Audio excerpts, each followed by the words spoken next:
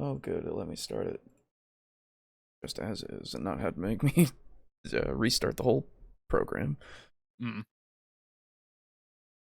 Oh, very quick, too. Very nice.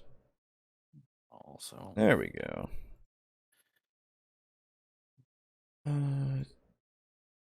That out. Here. Good. That. that's better. Cool. This as well for when Aiden gets here. And for you as well, if you would like to look at the chat. Hmm? Oh, I'm just putting the chat link in the group. Yeah. Yeah. Cool. I also didn't realize that Republic Commando was on Steam as well. Oh, hell yeah, dude. It's great. Oh, dude, I played it when I was young. It's fucking great. I got reminded of it today again, and and I looked to see if there was a multiplayer mod. There isn't. Yeah, no, there's not. There's one for like a massive kind of like PvP-ish thing, but there isn't one for like not for like the co-op. Yeah, exactly. Which sucks. Yeah, man, that was one thing that me and my brother never fucking understood. It's like, you have this squad-based game. Why is there no co-op? Yeah. I guess they just didn't want to have to deal with how the AI would act with like one of them not being there or something. I guess. I don't know, man. Still frustrating. It certainly deserves a co-op mode. It's a great fucking game. Yes, it is. Yeah. Dice came out really good. That's good, Slay. I'm glad you got yours. Oh, shit. Well. Good. So, hello, everyone. Hello. And welcome back to TableTalk Discussion and Discourse. I, as always, am your host, Alejo, aka Gradon95. Yep, and I'm the second host, and I'm playing Republic Commando at the moment, so... There you go. I'll just turn you up on my end a little bowcaster. bit. There we go. Are you in Kashyyyk now? Yeah, I'm in the last mission. Hell yeah. I'm so sad, because I'm like, man, why isn't this game is so short? It really is. But, dude, the fucking ship... where you go on and then everything's all spooky and then the Trandoshans there. It's so cool. Yeah. Absolutely. There's a lot of really cool set pieces to that game. Very awesome. Yeah, man. I like my brain's like, wow, man, I wish they would remaster that, and then I immediately go, I don't know about that. Yeah, no, they'd fuck it up somehow. I don't know about that. It sucks. It's as scary. Wouldn't it be nice if we didn't really have to worry about that? I know, wouldn't it? Oh, man, if only things were good. If modern gaming didn't suck shit. Yeah, most of the time. Yeah. There's a lot of it's good. It's so fucking rare. I guess I'll amend that to say modern gaming for AAA publishing. Yeah. Because that's an EA game now, isn't it, or something, or not? What? The Star Wars IP is being like the games are being made by EA, right? Yeah, I think they are. Yeah. Yeah, I think they own that for now. I don't. Yeah. But, for now. Yeah. Hello. Until they fuck it up again. Cowards, the lot of you. That's right. Hello. I'm the second host because you were late, so now you're the third one. God damn it. Well, you know what? You held the seat for me for a couple months one time, so it's right. Yeah, it's true. It is what it is, I guess. Yeah. Well, I am your rightful second host, Captain Chiral. Oh my God, the name! I think That's this is the first time I've heard you with the new moniker. True, you haven't been here for when he's introduced himself to the thing. You've come after. Yeah, many a time. Usually. But yeah. Well, if you're out there and you've seen the title, I'm sure you have. We're going to be talking about Cyberpunk today. And I won't lie to you, there are not many videos that we can really go over for Cyberpunk that aren't the ones that we already did that one time. Yeah, I don't really know what it is. There's very little actual content on YouTube or other video sites. So the content that's out there is good content. Like it Okay. is reviews of like, this is the game and this is the thing that I have seen of it and this is the book, and also these are the things you can do in the book. And like that's it. There's nothing like opinionated, I guess. Okay. Right? No Like opinion pieces. yeah, nothing. Like I was trying, I was searching, I was putting all the keywords in. I was like, please, somebody say something about it. No. It's like when you're trying to search for something on Google and then you just keep adding keywords. Yeah. And I'm like, I hate having I'm to do just, that I'm just shit. like, why is no one saying anything that is like anything that we could even add on, really? Yeah. So I have the book, and I could actually talk about some things, well, but... I have the book too in PDF form. I bought it a while ago. So I know a little bit of. I read it a little bit before. And we'll go over this time around. We'll have a video on a basic overview of the rules, and then one on skill check difficulty values and how to determine them. A little guide that this guy has, and the second guy for that video is the one that we covered for that life path system video, if you remember. But like, from what I've seen, all the rest of his stuff has been like, no, this is how I do it, and this is fine. Like, from this one, even the start of it, I was like, this doesn't seem like anything that's gonna make me go, ah. So, what is the video that you have queued for us? This one first is called Cyberpunk Red Rules Breakdown. Okay. Please tell me he talks about Netrunning. God. Maybe.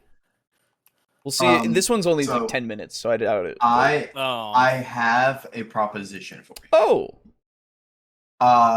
We were going to discuss a certain article tonight. Yes, that will come as well. I would like to try my hand at finding dirt.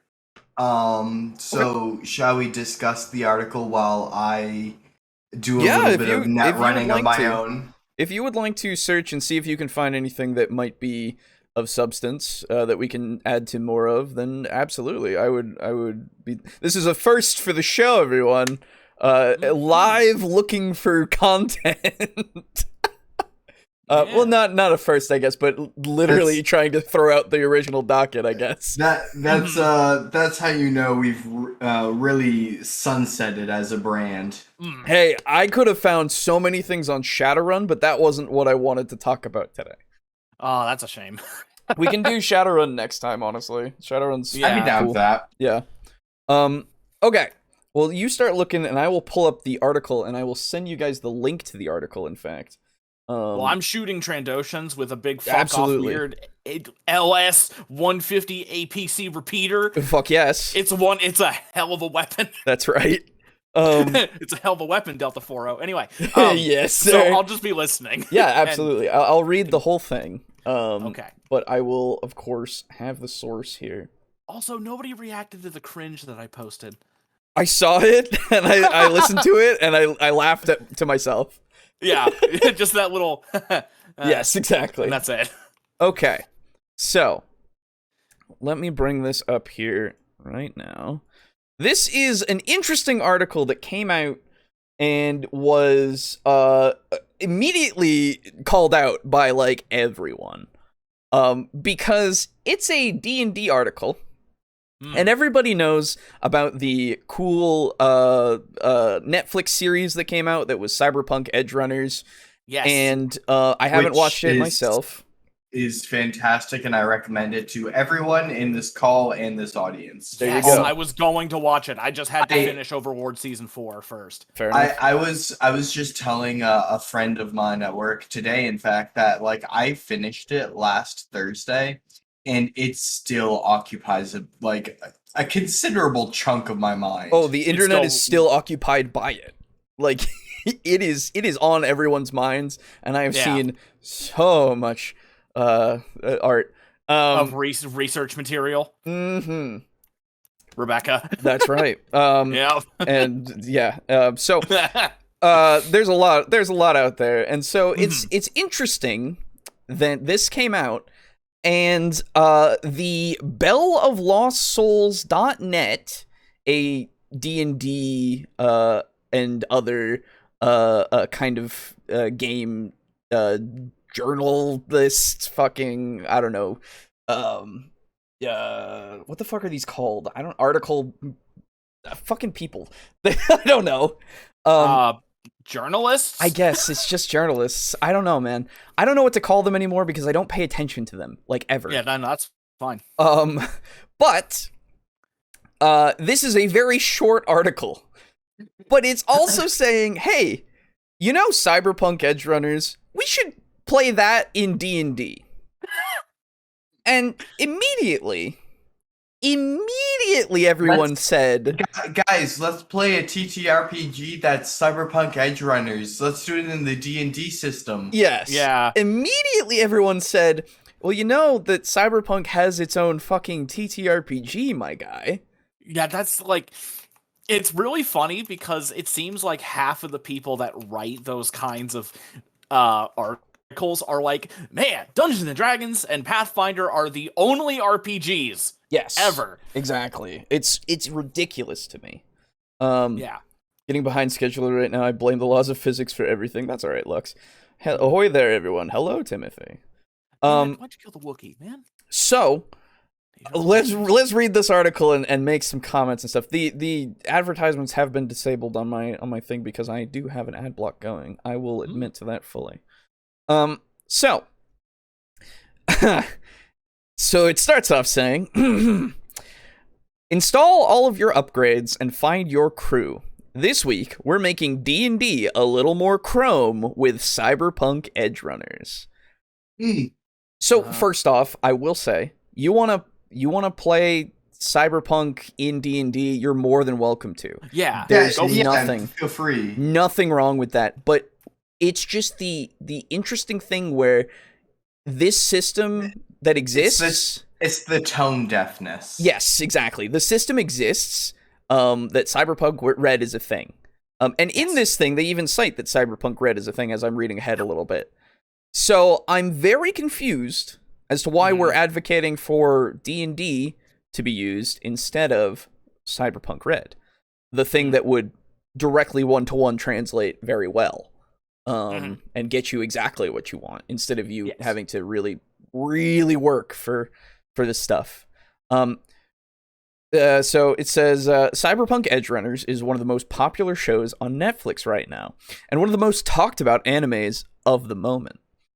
The gorgeously flashy animation and bleak dystopian setting perfectly frame a story that would probably feel more at home in a game designed specifically for a cyberpunk setting. You don't say. Yeah, no shit. Mike Pondsmith's standalone TTRPG Cyberpunk, for example. Thank you. Okay. Oh my god. Or its 2020 edition, Cyberpunk Red, which was designed to serve as a direct sequel to the Cyberpunk 2077 video game.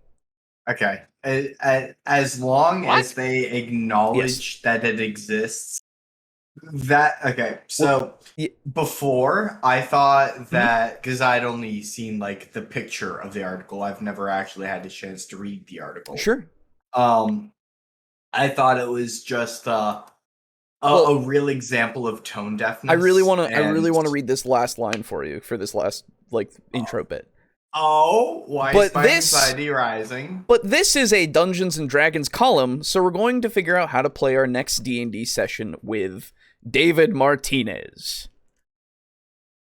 The sheet and the explanation for it will include a few spoilers for the end of Cyberpunk Edgerunners. Oh, good.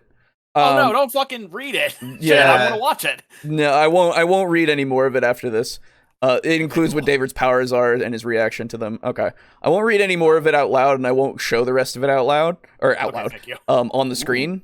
Just for those who haven't seen it and for those who want to see it. I'll spoil it for myself because at some point I'll watch it, but I'll forget by that point probably. I'll just give you some cliff notes from it in for the future here. But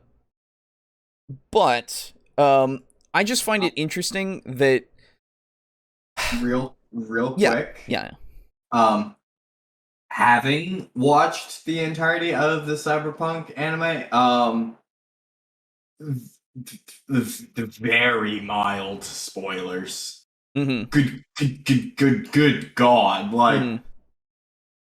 Even so, I'll since it's still relatively new. Yeah. Um, I don't think you have to be too worried about it because I'm skimming through it and the nah. the I guess the main thing that I'll show here is just the character sheet that they made for him, which Oh. is a level 5 rogue, a level 3 artificer, a level 3 barbarian. Ugh. So that's a thing. He's got a lot of shit. They have a pistol there. Some other stuff. But that's his archetype for his roguish archetype is thief. There you go. Yeah, no, that's that makes fair. sense. That would just make sense for being a A I sneak was thief. yeah, Dumb shit. I was about to say something for a Shadowrun term, but then I was like, wait a minute, that's different. I was gonna say a Shadowrunner. I was like, wait a minute, that's not what I'm talking about. Cyberpunk Edge Runners is set in the cyberpunk world. Yes. It's also apparent that the writer of this article doesn't know that there already is a couple cyberpunk genre game books that use the D&D 5e system. Didn't know that. Really? There you go. Yeah, I didn't know that. That would be something that that would have been a good addition to kind of include. Yeah. Hello, I'm here. Hello, JR Sonic. Yeah, any TTRPG should be able to run something like this. LOL. Yes. I think it's harder for some, obviously, but you could turn any system into a cyberpunk kind of thing. Yeah, that's always the thing. Mhm. It's like you can run Call of Cthulhu and like Lovecraftian stuff in D&D. It just doesn't really work as well for it because the systems they weren't designed for it. Yeah. Yeah, there's not a lot to this article though. It's literally just one of those it's the equivalent of what I assume the video that will come out at some point of play as David in D&D will be. From Tulok. Three Lock. Yes, that's right. That's the equivalent of this article, and obviously, I'll include the article in the description for any of you to go and check out yourself if you care about spoilers of any sort. There are minor spoilers apparently, so just be aware of that. But yes, I would say it only has a quote-unquote spoiler by the most technical definition of a spoiler. Sure. Once you're 3/4 of the way into episode 1 or have watched the trailer, you go, oh, well, the frenzy makes sense. Gotcha. I haven't watched seen the trailer either, or so anything. Don't do it. Yeah, I don't watch trailers tonight. or anything. So, maybe, I don't know. I don't have access to it just yet, so at some point I will, but I can give you a website where it is. That's how I watch Stone Ocean. No. And it was it's not like a virus place. It's where I watched fucking Stone Ocean. Yeah. It's one of those things that we can't publicly talk about, friend. Well, otherwise we get in trouble. It's not a torrent site. I understand. It's not pirates. It's not piracy. It's not Yarhar. That's fair. We'll talk. Hey, in fairness, what is more fitting to talk about pirating than Cyberpunk? True, that is true. But regardless, actually, there are 3 5e game books that can do Cyberpunk. Oh, please let us know. I would love to know. I'd like to hear about that. Oh, okay, that's because I have issues with the Cyberpunk book. I will say about them if we run out of shit to say. That's fine. Yeah, I have a video that we can review. Okay, give me a second here. For the 5e system, there is Gene Funk 2090, Carbon 2185, and Ultra Modern 5. You could probably adapt the new Stargate powered by 5e into a cyberpunk genre game also. There you go. Cool. Never heard of any of those. That's cool, though. Yeah, no, I've never heard of them either. D20 Future could do Cyberpunk 2. Oh, Gene Punk, as in like DNA. I was just imagining a dude named Gene. Oh, I was like, weird name, but okay. That sounds more like Bioshock. Yeah. Yeah. D20 Future could do Cyberpunk 2. They even had a specific source book for it. Gotcha. Oh. We're doing Steam Cyberpunk. Oh. So What are we talking steampunk? about? We're talking about Cyberpunk, the TTRPG system that is all about the future, cybernetic future that we're all going for. The dark future. That's right. It's already here. Yes. It's not the dark future. It's where not the there cool is dark only future, war. but Yeah. it is dark and it is the future. Yeah. Anyway, the show looked good from the things I've seen about it. All I've heard is good things, so Yeah. go look into it at some point, I guess. The way I've heard it described is like peak punk anime. And the way it's animated and the way some characters act and look, specifically Rebecca, it seems very close in spirit, at least, to like Panty and Stocking, which is a fantastic show as You know well. what? Yeah. Okay. You know what? I've never seen Panty and Stocking, but like of the clips that I've like stumbled across in my like travels through the internet, yeah. Kind of, yeah. Gotcha. Yeah, Cool. where is the have you seen the clip where Rebecca's like opening the door and accepting a delivery from David? Yeah. No, I have, yeah. Yeah, that one. So she moves and acts a lot like the characters from Panty and Stocking in that scene. I gotcha. I will tell you though, Boo, that scene is kind of more of like a one-off, I guess, in how people act. Oh, okay. That because Rebecca and her brother are kind of oddballs. Ah. Are you trying to say Panty and Stocking weren't? No, fair. I remember a sanity system in one of the 3.5 source books. I feel like it was UA, but it could have been the Book of Vile Darkness or the Book of Exalted Deeds. No. Well, there might be a sanity system in one of those, but there's also the taint system in Heroes of Horror for 3.5. Yes. Yes, there is. I will always remember that because Heroes of Horror is one of my favorite books from 3.5 that I still don't own physically yet, but I will. All right, I just confirmed for myself that it was in UA. Okay, there you go. Unearthed Arcana, the book itself from 3.5. Yeah, fair enough. Anyway, so if you would love to cue that video up there, Aiden. Oh, of course. And then Boo, if you could get into the watch together, you animal. I will. Filthy animal. Courtesy, Oh god, it's so loud. courtesy of Guy. Oh, this one? Oh, From what I boy. started looking at, it didn't seem to be too much, but we'll see. So wait, where is it? Sorry. I don't The know. watch together. Right. Yeah, watch it go. I told I kind of looked up RPG system mistakes, and this was one of the top results, and I was like, Guy doesn't have the best track. I mean, it's one of those things that we can see how we go. Yeah. But from what I saw from looking at it for a couple of minutes, I didn't see too much that I immediately went, okay.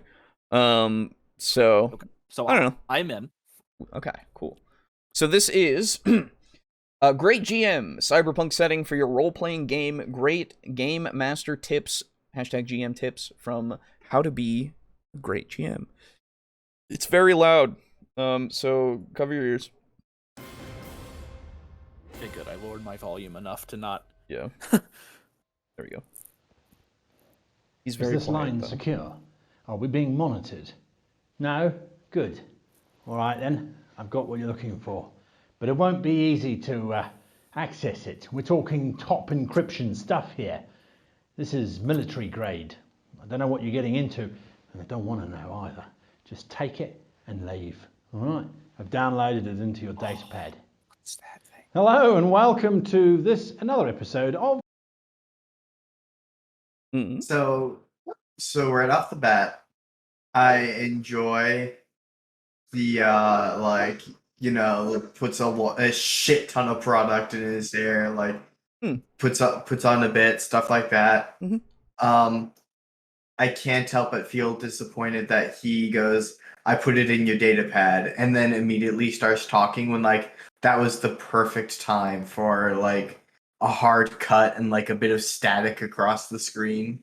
Sure. Yeah. It could have added something, but This is what he does for all his bits in the beginning, if you remember from back when he did bits. No, Every single time he'll do the bit and then immediately go into a conversation. Yeah. It is his formula for back in the day. This was like, what, like 7 years ago A or few something? 100 years ago, yeah. Yeah, it's been a while since. How to be a great GM. Now, one of the questions that have come through from you guys is to look at the setting of Cyberpunk.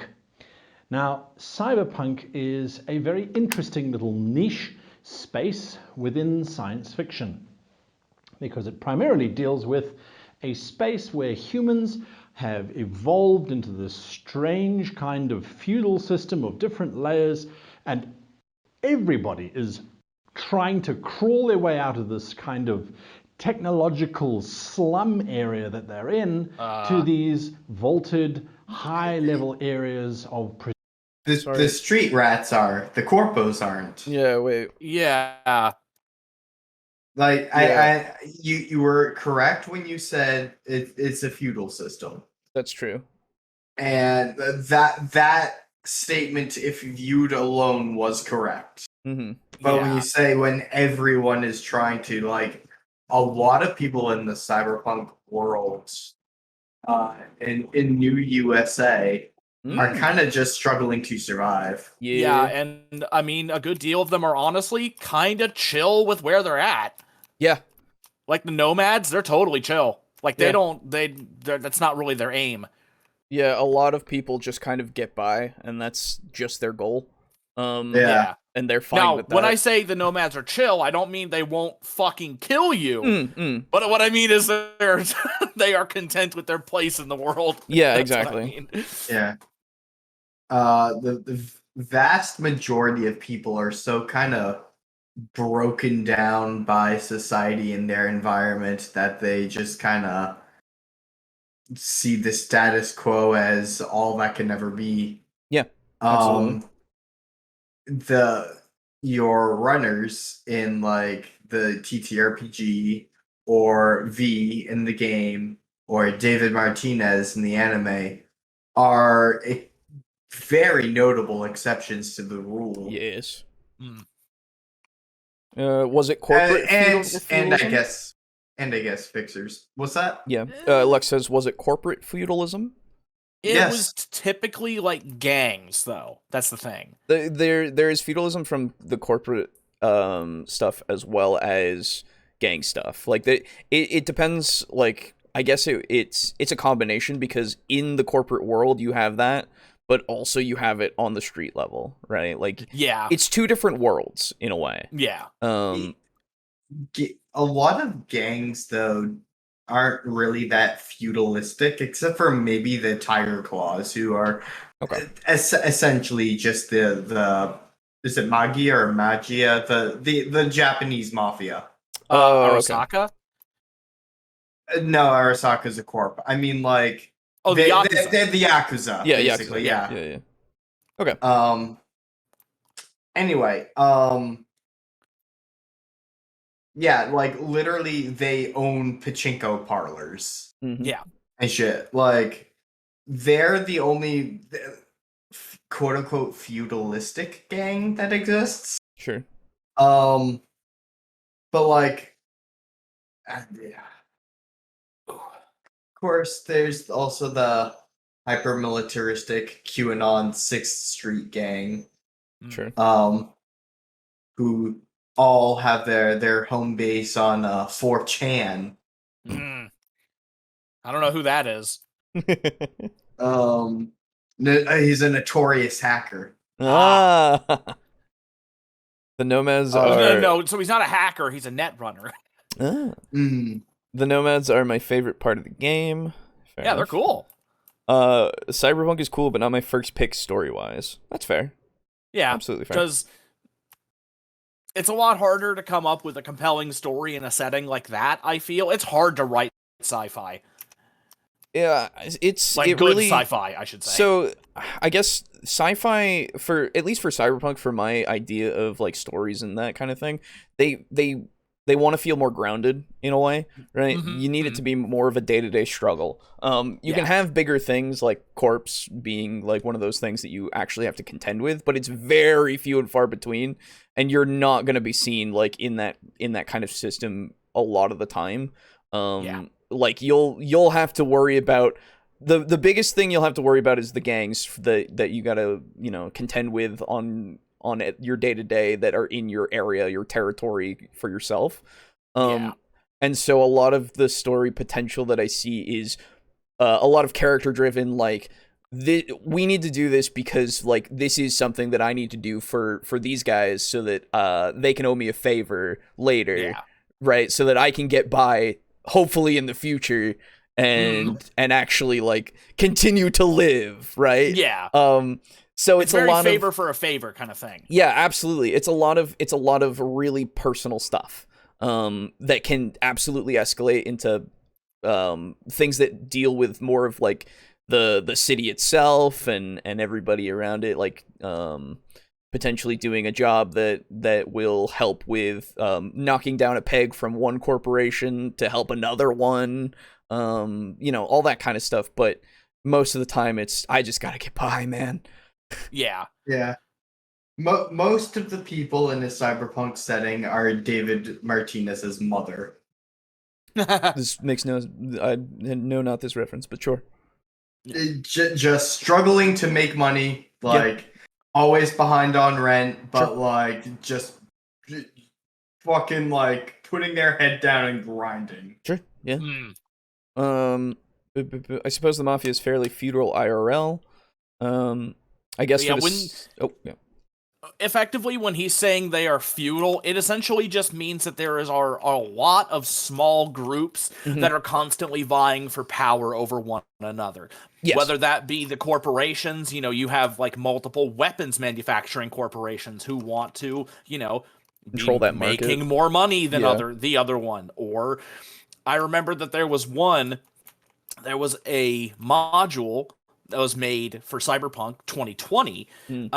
And I want to say it was called, it's something to do with the open road. It was literally a 2-page adventure where you are escorting a truck that is full of like this kind of growth hormone for plants and stuff.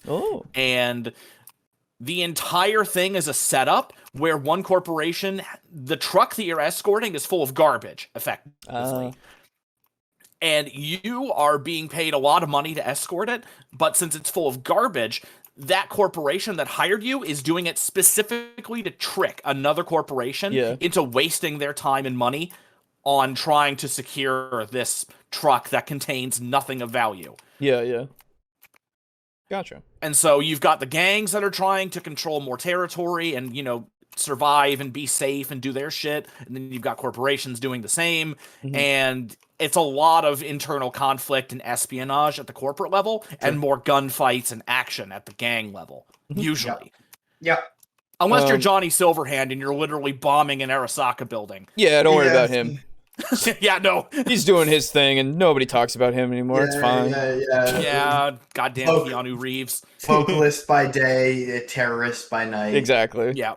I guess I liked the part when the guy in the crowd saw Keanu Reeves walking on stage, and he said, "You're breathtaking," and Keanu like looked at him and pointed back and said, "You truly are the Cyberpunk 2077." Yeah. Oh my god. I guess for the sake of full disclosure, I'm not someone who knows a lot about Cyberpunk, the RPG, not the genre. I mean, that's fair. I've only recently learned more about the RPG itself. But even so, I don't retain a lot of it. It's not one of the ones that I've really studied. I will give you a lot of what you need to know. Thank you. Picture Warhammer like 40K. Well, no, I know the genre. It's like I'm describing it not for you. Yes, Alejo. Lux also said knows the genre and not the RPG itself. Oh, well, I'm up here and I am standing on my soapbox. I am already here. Okay. Yeah, so it's for the people in the back, I guess. Picture like Warhammer 40K, like insofar as it's like grimdark, no one is happy and excelling and loving life. Mhm. And Except for the rich that corpos. and that literally at the end of the day, the only people who win are the corpos. Yeah. It literally, those are the two rules And of Cyberpunk. If you don't know corpos by this point, corporation people, like people that work for the corporations themselves, like higher ups in that kind of regard. Cyberpunk is a really interesting fantasy where most of the new USA is actually owned by corporations who all have the government in their pockets, and like politicians are all basically bought out. It's fantasy. What a fantasy! Yeah, what? That would never happen. Never happen. Anyway. Good point, Boo. It is pretty hard to write the stuff for it, I assume. Yeah, man, because at least in D&D, you've got like just a couple different factions that actually like that matter. Whereas in Cyberpunk, you're writing, and there are like dozens that will probably become involved in some way. Yeah, no, like if you're writing a campaign in a cyberpunk world, it's like it's got not espionage, sort of imagine court intrigue levels. In like procedural a regular drama? Yeah, sort of a one shot of, hey guys, I'm gonna have this thing that's gotta have a lot of court intrigue and backbiting, and behind the scenes people stab each other in the back. And you go, oh wow. And then that's just like a quest in Cyberpunk, because every corpo will have, or every corpo, Jesus, every corp will have like a double or triple back, like, oh, I planned around you planning around my plan. Yep. And then that'll go like 3 or 4 levels high. Yeah, they're basically all anime villains. Yep. If you want a good cyberpunk book on GMing the RPG, you gotta get the book Listen Up, You Primitive Screwheads. It's a fun GM book. It's for Cyberpunk 2020, but it applies to Red as well. Most of the USA in Cyberpunk Red is a post-apocalyptic wasteland. Yes, true. Yep. Yeah. The new USA after the Corpo Wars. Yes. A lot of Cyberpunk movies played on TV in the middle of the night when I was a child. Yeah. Blade Runner. Well, that's the thing. Blade Runner, and there was another thing that were the inspirations for creating Cyberpunk. I don't remember what the other one is off the top of my head, but it is a fact that like the media around the time that was about cyberpunk stuff really influenced what is his name? The guy who created Cyberpunk. Mike Pondsmith. Mike Pondsmith. Thank you. Mike Pondsmith. Yeah, Mike Pondsmith. Thank you, Mike Pondsmith. Sorry, Mike Pondsmith. Oh, yeah. Right, yeah. Mike Pondsmith.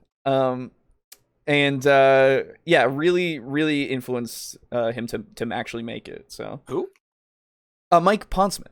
Oh, okay. Yeah. Anyway. Hey Timothy. Unrelated to Cyberpunk, but I checked out Morbid Angel and I really like their song I'm Morbid. Oh, there you go. Did somebody say Morbin? Yeah, it's Morbid time! Yeah. Damn it. Sorry. I can never help it when I hear a word close to that shit. That's fair. I wanted to mention this, or I first thought of mentioning it while I was at work, but I would play the absolute shit out of a Vampire the Masquerade and Cyberpunk blend. Ooh. It would be interesting. Like fucking cyber vampires? Yeah. Jesus Christ. Yeah, I mean, it definitely could work with just using Vampire the Masquerade system itself and then just adding in bits of Cyberpunk itself into it. Yeah, absolutely. You could totally do that. Because it's a skill-based system itself, so like I don't see why not. Also, like, I'm imagining my idea for Vampire the Masquerade of like the guy who just collects raccoons, Mm, and I'm now imagining him having a bunch of cyber raccoons. of course. Yeah. Little raccoons that he makes in his basement. Yeah. Blade Runner and William Gibson novels created the genre. There you go. Awesome. Glad you liked it, Aiden. Yeah. Okay. Oh, I forgot the name of the other band. So, if you would do me the kindness of letting me know what the other band was, I would be appreciative. There you go. Let's continue. Pristine technology, pristine health, and wondrous lifestyle. So, when we look at the setting of cyberpunk, now, cyberpunk, of course, has got very many different definitions of it, but primarily they are focused around a few core areas. Let's look at the expectations. What are the expectations when we're talking cyberpunk? When we're talking cyberpunk, What are the expectations? Go. Grimdark Cyber. reality Mm-hmm. and cyber. Oh. Must also be appropriately punk and or transhumanist. Okay. Yes. Yeah. Fair. Yeah. Guns. Mm-hmm. Lots of gunfights. Right. Yeah, gunfights, wanton violence. Wanton Being violence. able, getting rewarded for John wooing it up. That's right. Yeah. True. Life is cheap. Yes. True, Yes. True. Yes. And a lot of really weird interplay between the characters, There you go. depending on your life path. For example, you know, you might have because you can, even though they're typically separated from normal people, you can play as a corpo or a corpse. True.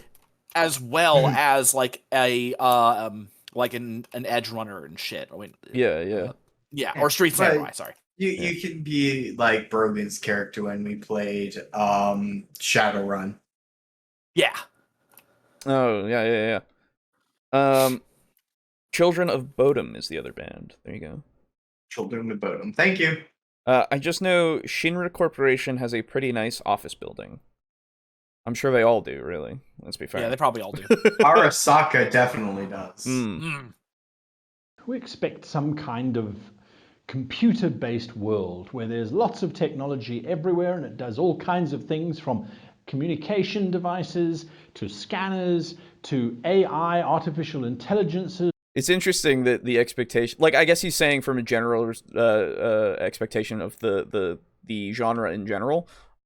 Brain said general too many times, but you get my point. And it's interesting to see that more surface level kind of thing. Though I assume we'll get to theming, hopefully. Yeah. 'Cause Also, I find it funny that he say AI, artificial intelligence. I hate that every time. Well, I mean, that's what he did. I don't know if you noticed it. No, I didn't. I must have blocked it out of my memory because it's like when people say like fucking. Just a couple seconds. Oh yeah, I would love to hurt my brain. Absolutely, thank you. Devices to scanners to AI, artificial intelligences. No, I think what he's doing is AI parentheses artificial intelligence, right? Yeah. Fair enough. I'll give him that. He's not doing a fucking 4 a.m. in the morning or anything like that. Yeah. Oh no. I'll get on your machine. Yes, I'll get on your shit if you're like that around me. I swear to God. Anyway. You know though, I know the NATM stands for machine. Yes. I don't know why. Like everything else, like I cut like I broke myself of saying the unnecessary word. ATM is the like specific exception. See, I don't do that because I barely ever use an ATM and I don't hear people talk about it. Yeah, so I have used an ATM once in my life and I don't expect I'll ever use it again. Perhaps. But the critical thing is, although we've got this really advanced technology, society has collapsed into, as I said before, this dichotomy of slum world, lower class, middle class, struggling to survive from day to day. Even though they have this amazing technology, they've got no ways of using it beyond survival. And of course, this upper class society who doesn't even know the lower classes exist. They live in these high towers. No, they know they exist. They just don't care. And they'll use them to however they see fit. Yeah, because they're the lower class. Who gives a shit? Exactly. They're not important. They're the serfs. Yes, Indeed. exactly. Where Cyber technology serfs. is almost like magic. As they ask for something, so it is delivered by AI or by computer or whatever the technology might be Or that you're David. using in your campaign. That's right. So that's part of what we expect. We expect lots of communications in maybe different ways. We've already got touch pads, data pads, communications that are almost hidden so that they almost seem magical. What's next? Touching glass, any surface suddenly becoming activated and used as an interface for a personal computer. We're expecting devices that allow us to do stuff. We're also expecting to see a lot of technology that's perhaps been discarded or is perhaps 20 years out of date, but that's been repurposed for something. That is true. You do see a lot of that kind of aesthetic of the old technology being used, but it's still like good. Like fuck. I'm like seeing it in my head where some guy is using like a shit ton of like those really shitty old keyboards. You know the type. Like, and he's just he's got those. I know. He's got you know. And he's got them all plugged into the fucking into his computer, but like it's in a big splitter, and he's like got 6 arms, and he's going through all of them all at once dude. on multiple screens. Yeah. It's the world of Cyberpunk. There are people who use Nintendo Power Gloves. Yeah, exactly. Yes. Yeah, absolutely. But those power gloves actually shoot lasers. Yeah. Like it's a thing. So I have been playing 2077 a lot recently because of a certain anime called Cyberpunk Edgerunners. I don't understand. Yeah, and What's the correlation?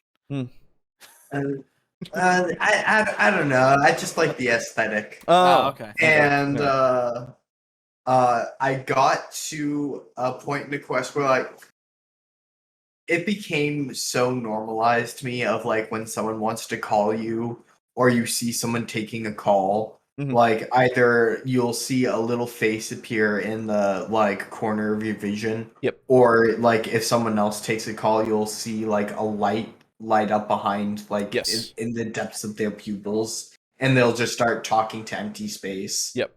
And that became normalized for me. And then at one point you're talking to Judy, a pretty major NPC in the game, if you're a simp like me, who would fight and die to defend her. And she pulls out a big ass smartphone. Like it looks like an iPhone 50, but like big and chunky. Like it's as chunky as the iPhone 2 was. Okay. And you're like, you see her pull it out and make a call on it, and like I legit was like sitting in my seat and I like blinked off time and I was like, what the fuck are you doing with that old tech, grandpa? Yeah, exactly. Man, this is sounding like our world. Yeah, we're not joking when we say that it is Cyberpunk is real, even though we're not at like the exactly the same fucking like tech level. We're almost there. We are on track for Cyberpunk 2077. Like we're already there for the theme of our world. Don't worry. But the technology has yet to catch up. For the mainstream. Pretty much it. For the mainstream, yeah. Like technology progresses at a logarithmic rate anyway. We're on track for Cyberpunk 2077. Yeah. What does this have to do with lumber? Fuck. Anyway, Sorry. we Oh, yeah, we say touch glass in this world because we forgot what grass was. I like that a lot. And what you need is a Sega Menacer, and I had to look that up, and oh my god, I never knew this existed. The Sega Menacer. Never knew the Menacer? Dude, I never it was saw the fucking Menacer. Cool looking, man. It is great. It is fantastic. I love it. Anyway, I have to leave in about 10 minutes, so get ready for that. Oh yeah. I'll be right back in like 20. I want a Menacer. Yeah. Because although this is in the near future, it's very seldom that it's in the far future that Cyberpunk is set, but although it's in the near future, it's the near future where we have 50 years worth of development and technology, and most of it hasn't filtered down to the people on the street. They're still running along with archaic stuff, unless you've got a which fixer. is generally clunkier or a little bit more complicated or a little bit more binary if we look at it from that sense of the term, especially with Cyberpunk. We're expecting to see a very specific kind of style as well. Cyberpunk is really about mystery solving, trying to overcome the idea that there is this greater corporation, this greater world which is better than what we have. It's about trying to transcend from a point where we're just surviving and we're struggling to survive and we're in a very dark environment to a place where we're all equal and we're all free. A lot of Cyberpunk focuses around. I mean, that's the goal that people want to get to. Yeah. Right. I guarantee you, a lot of people just want to be on the top. Well, yes, they have no need to share it. But the masses want to get to the point where they're free. The masses. The masses just want to have enough affluence to maybe take a vacation once a year. Right. Yeah. Oh, like so, they. So me. Yeah. There's a reason why I say Cyberpunk is just the real world except hyper polarized. Exactly. Oh, I know. It's not that polarized. I have to go, so everyone have a good evening. Good evening, Indigo. Have a good Bye. one. When it comes to stories about the future, I prefer ones that go, cool, we got tech, instead of, oh shit, we have tech, you know? Yeah. So like the tech is normalized more so, is I assume what you mean. Which sure. I don't know. It depends. Yeah. I will go in real life. I will go, oh cool, or so I will go, oh shit, you know. But oh shit, cool. Yeah, exactly. I'll be satisfied if I get to retire before I die. Yeah. Yeah. Good luck with that. Get ready for existentialism with this episode, everyone. Because we're talking about the not so distant, expectantly dark future. Yeah. You will only be able to afford retirement if you sell your sleep out to corporations so they can advertise to you in your dreams. Give me that dream brain juice of ads. I'll go to McDonald's, I promise. Let me dream of Coca-Cola and wake up. Coca-Cola, and wake up craving it. Exactly. Corpicola. Yeah. God damn it. That's pretty good, actually. Yeah. Trying to leave this planet which has devolved into this hellhole and discover this utopia where we go back to living in nature and that kind of thing. So that's what we're kind of expecting. What we're not expecting, and I think this is the difference with Cyberpunk versus say, a space setting, we're not expecting aliens and we're not expecting space travel. Ooh. If it does happen, that's Don't worry about it. It's not a problem. But it shouldn't Oh, there you go. If it does happen, it's not a problem. Okay. What, space travel? Yeah, all this kind of stuff. Be anywhere near the focus of your game. Otherwise, you're really just playing a science fiction setting. So Cyberpunk... Yeah, literally, if this was the norm that you interacted with every day, it would be Warhammer. It wouldn't be Cyberpunk, right? Yes. Like, I would like to see say for shits and giggles sake, say Arasaka has a satellite where people can live on board it, and you have a cyberpunk campaign Mhm. where the quote unquote like BBEG or the final mission is to go on board this satellite and send it crashing back to Earth. Oh, sure, that's fair. Yeah, like That's Seems like kind of that's- a dick move. That's not space travel, though. Really, like that's just an installation in space. Yeah. yeah, okay, yeah, fair. Yeah. At least in my mind, when space travel, quote unquote, is brought up, it's usually meant to like going to different planets, doing things on Yes. different planets, etc. Yeah, which is why I say it's more Warhammer than it is. Do you Cyberpunk. count the moon in that?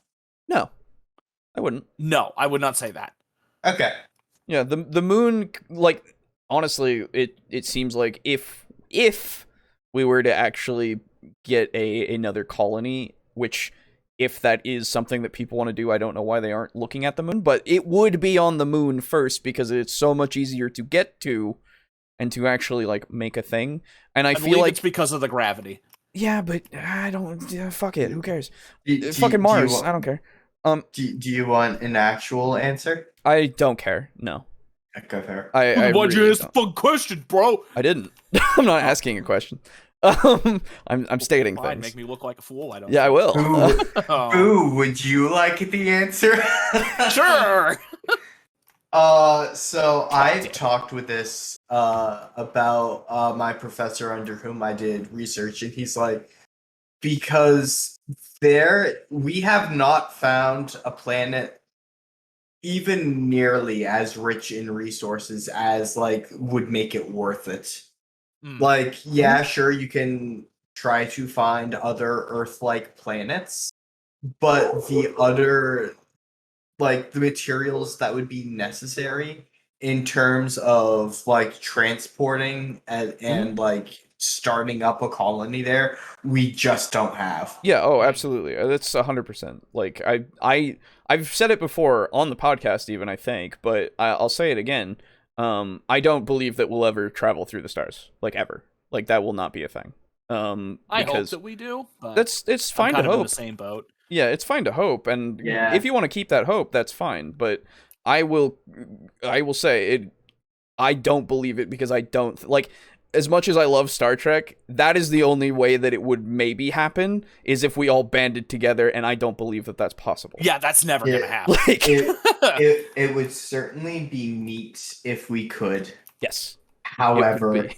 I believe it is the longest of shots because with the way that over the past 200 years we have absolutely destroyed our planet, Yeah. we are all going to die on this husk of a dirt ball Yeah. before the technology can ever get to where like we could possibly leave. Yeah. Yeah. Also, you'd have to develop faster than light technology, and You'd have to be better than Good. that. oh boy, that's physically really hard to do because of a lot of physical Yes. principles. Yep. Yeah. Unless something happens where we discover something that literally changes our reality in some way. Like there's no fucking way. Yeah. Anyway. How do I put the malware in my brain? Oh, easily, friend. Don't worry. yeah. We'll get to that point. Oh, Just download more RAM. That's all you gotta do. Yeah, once the give up machines do come, and I believe that they will come. What machine? The give up machines. Where Oh, yeah. where you are literally just plugged in and you can just give up and you're there. Once those come in, I'm That's waiting the new for form of role playing, my guy. Yes, I'm waiting though until like several people have gone through that. Several, like a generation maybe, have gone through that before I go, yeah, I'll do it. It's fine. No, people are gonna fry, they're gonna get malware, like fuck that. I'm good for that first like decade or two, right? I am just hoping that a possibility to upload your consciousness arrives before I Sure. die. Well, Where are you gonna put it? so this is the thing though. But you're still dead. It's only a really good computer program. There you go. I was gonna say, yeah. have you played But- Soma? Have you seen Soma? I knew you were going to bring it up. Yeah, absolutely. You know what? I've heard you mention this a multitude of times whenever we mention Star Trek, Alejo. Yeah. Because the transporters or whatever. Oh yeah, the transporters. Yep. Oh yeah. Yeah. Yeah. But it's a strange thing. I consider a clone that is a perfect replica of me. I consider that close enough. That's fine. I'm just saying. Yeah. Mm-hmm. Yeah. No. It's. I can recommend you a fantastic video essay on that shit if you want. Or just play the game. Really, just play the game. Honestly, you just want to play the game and experience that shit because, man, it makes me uncomfortable. Anyway, I have to get out of here and get my roommate real quick. So crazy. If you guys want to keep going with the video or just keep talking, like it's fine. Hey, I will be distract me real quick. I'm going to start cooking my supper. Okay. There you go. Okay. Dude, I'm playing fucking Star Wars. I can't do that shit right now. Yeah, well, this is now essentially like a stream, except they can't see the video. So, okay. You are going to need riverbed. You are going to need to describe what you're seeing at every point in time. I'm not gonna do that. You're already falling behind. We should have gotten 4 updates by now. What? No. Fuck you. I'm having to concentrate. There's too many super battle droids going on, man. Alright. Have fun with that. And this bowcaster's shit against them, apparently. How long are you guys gonna be? Fucking hell. Like, they don't even say how long they're gonna be gone. Shit. Was the stream paused, or was it actually still live the whole time? I don't even know. Oh, I still believe it's live, yeah. It was live the whole time. Wasn't? I was hoping that it wasn't. I thought you were gonna put some jazz. No, I literally asked you guys if you wanted to continue the video, or if. To be fair, you said, "Do you want to continue the video?" And then Boo said, "I'm busy playing a video game," and I said, "I'm going to go cook my food," and you said, "Okay, cool," and then you left the stream live. So you didn't so much ask us as you did. Well, I said more than that. You just didn't hear me. But it's fine. Yeah, it's fine. Because I was just basically, playing a video game and lamenting the fact that, I can't really interact with the chat because I'm playing a video game. I mean, you could have opened the chat. No, I couldn't have. It was impossible. Right, yes. Even though, I created the scenario that you could have. Oh, Timothy asked, and I do think it was a fair point. All of this is staying in the VOD, right? Huh? No. No. I'm not gonna put a whole bunch of dead air as well as Boo grunting about getting killed and also killing things in Republic Commando. Okay. This bit of us talking about the after effects will be in there, but none of that's a live gang thing, all right? Yeah, if you were that's here, good. What we do, right, is you make a video file of just that dead air, and you monetize that dead air by saying, see what only the people who are like live in the chat see, and you sell it on Patreon. Right, yeah. I'll just put that specifically on Patreon, that's right. Yeah. I'm sorry, everyone. You should apologize to me! No. Oh. You had every opportunity. I did not. Dude, Super Battle Droids were not breathing down my ass because, they can't breathe. I said, also, to be fair, it's like a stream, like in that it's live, but they can't see the screen, so you're gonna have to describe the screen to them, entertain them until I get back, and then I left. And then I'm just sitting here like, fucking hell, man. Like, I'm not gonna do that. Boo, you used to do LPs, like I said before. You used to do those. Oh my god, get fucked. You could have done some stream of consciousness shit. Yeah, A good 3/4 of our channel are here because of your name, Boo. Yeah, it's true. They're So here then for maybe should you. show me a little more respect. Oh, it was you. All right, hello everyone. Yes, hello, welcome back. So I only find it fitting that Welcome back to the worst podcast on the internet. I will share this here. What you It down, is yeah, the that's right. Cyberpunk Edge Runners ending theme. Mhm. Let you down. Mm-hmm. I saw that in my recommended before, and I was like, "Oh, that seems fitting." It is. it is sort of apparently a little side story. Cool. I remember seeing some people saying, "I'm having fun," and also Lux says, "I'm entirely satisfied with what we got." Like, Oh, okay then. there you Well, go. that Some works. people see you were here live. You will know. The VOD gang will never know unless they Indeed. find a way. They could. Unless you put it on Patreon like you should. I'm not the- doing that.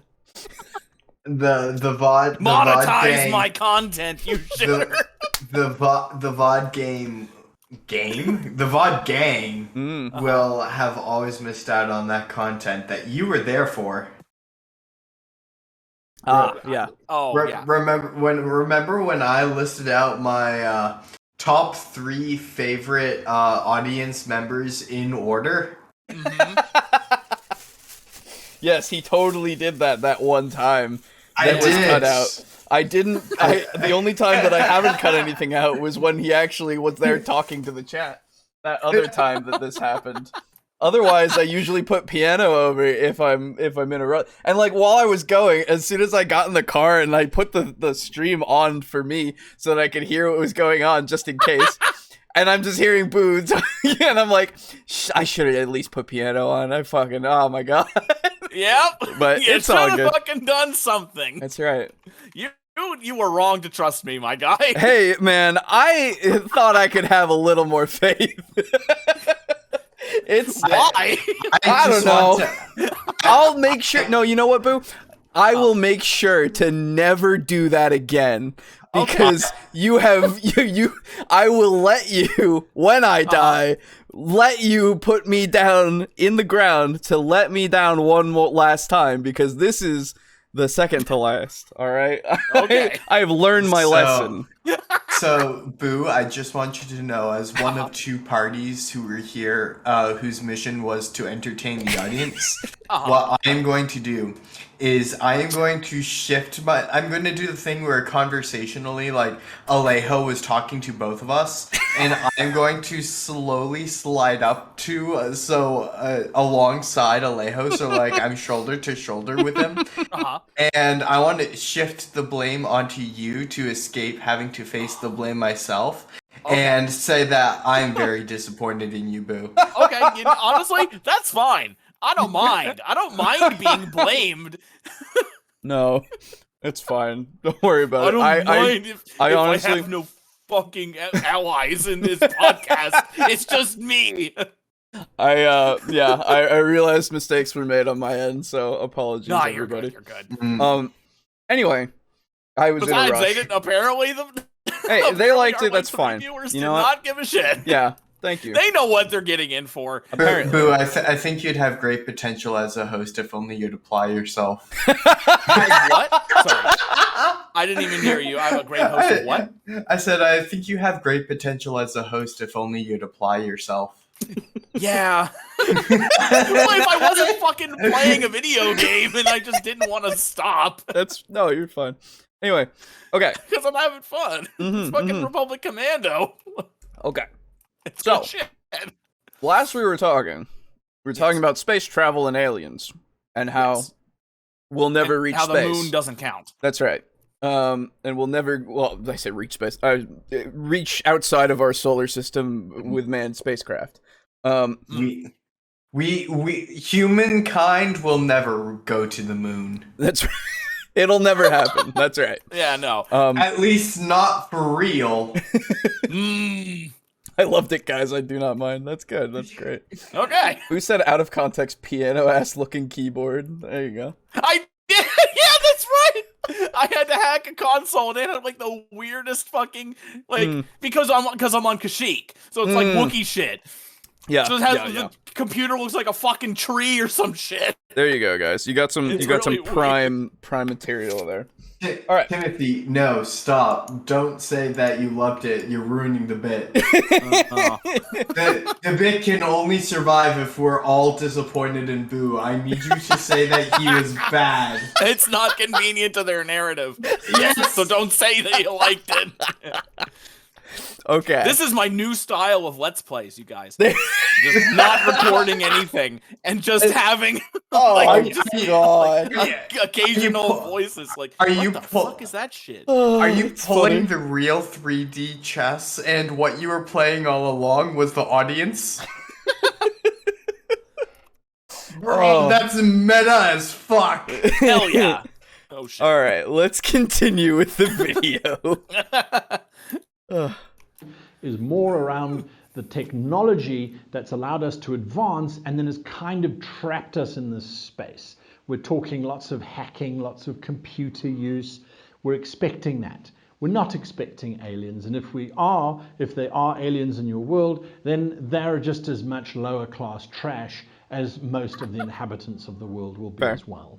That would be hysterical. Honestly, they're probably possible plots lower that than the suggest lower class themselves? in a lot of cases, you know? It'd just be so fucking funny. Like, aliens come to Earth and they start, like, doing their shit. It's like, low-class scum. Yeah, Of exactly. these fucking interdimensional or extraterrestrial travelers. It'd be so Yeah. funny. But like in most media that you see, you know, a good example of this would be District 9. Okay. Yeah. If you've seen Yeah. it. Yeah, it's a great I have movie. not. Great movie if you haven't seen it. I highly recommend it. It really, really helps with that kind of aesthetic of aliens being a lower class because of humanity being a shit. Mm.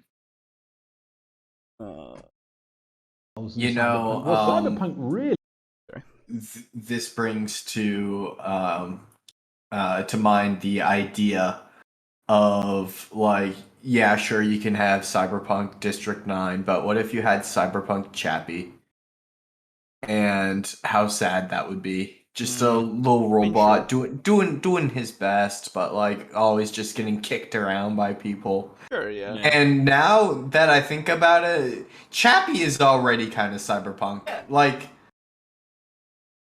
I'm not really a big fan of Chappie personally, but yeah, I like Chappie. it's fine. is around these plots. That's really what differentiates the setting. It's around mysteries. There's a missing file in this index of files. Why is that file missing? We need to track it down. Follow the white rabbit. So the plots that jump out for Cyberpunk are generally plots of corporation versus general public, of a organization versus our little band of people, because they've discovered something that they shouldn't. They've discovered some kind of technology which has been hidden from the general public, or it's just good old-fashioned murder mysteries. Someone's been murdered for no apparent reason, and the heroes just happen to be the ones who can solve it. I assume we're gonna go for more plots than this because we're also thinking of like, since your people are exceptional, being hired to do like bodyguard detail and you know, as you were saying with the that open road kind of one where you're the escorts of some sort of important thing, which falls under the espionage of corporations and such. Which Or is like, interesting that he doesn't have espionage up there already. You'd think Yeah, that would be espionage prominent. is like one of the things that always pops up, at least when I look into Cyberpunk. the thing is too though is he mentions a lot of like the very glamorous jobs, like what you'd imagine like high level mercs to do, but like not all jobs are going to be like that. Like sometimes you just have like some people ordered something from a shipping company and it's taken too long, so they hire some mercs to break into a warehouse and steal a 55-gallon drum of lube. Right, exactly. Yeah. There's a there's a lot of wet work for the lower There certainly level. is. You had to say it. I didn't even think about it, I'll be honest. I love watching people talk about a thing I don't understand. There you go. That works. Yeah, I never get it. Aliens take the time and effort to get here, build shit, then bugger off for unknown reasons. Also, District 9 is a perfect play on aliens. Yes. I mean, why did they build the pyramids if they were just gonna leave? I know, Fucking right? weird. It's crazy. I totally forgot about the video, but I'm back on track now. Hey, good. Ooh. I'm like eating at the same time, so I'm doing this with a weird. There's also quite a lot of territorialism that happens within Cyberpunk. There's this clan of hackers who are against that clan. There's this drug dealing group who are against that drug dealing group. There are the techno drug dealers who deal psychological drugs that are based on a binary algorithm or whatever the case might be. But we get this very dark, dingy world. So the plots are around all those kind of things. There's a data transfer that needs to happen, but no one must know about it. Pick up the chip from this dealer, drop it off with that broker. Fence this information with that information. Don't let them find out. Those are the kind of plots that really spring to mind. Then if we look at the tone of the setting, the tone of Cyberpunk is almost invariably always raining, dark nighttime with harsh neon light, which acts as an absolute juxtaposition to the general feeling of depression and of decay and of basically a sinking into a sewer-like existence. We have these massive skyscrapers, we have this information highway that's everywhere and everyone can access the net, but it's got dark corners in it, and those dark corners have really taken over the space that we're in. People are grumpy, they're angry, they're surly, they're miserable. Yeah, it's the purpose of the setting is supposed to represent an oversaturation of like the pursuit of like any pleasure. So like it's like, you know how you see people on like insert social media here and like oh wow, their lives are so great, so happy fun time joy, and like, well, sorry, it's not that. No, I know. They're putting that as their image. Yes. Yeah. It's their front. Yes, there you go. That's a better word.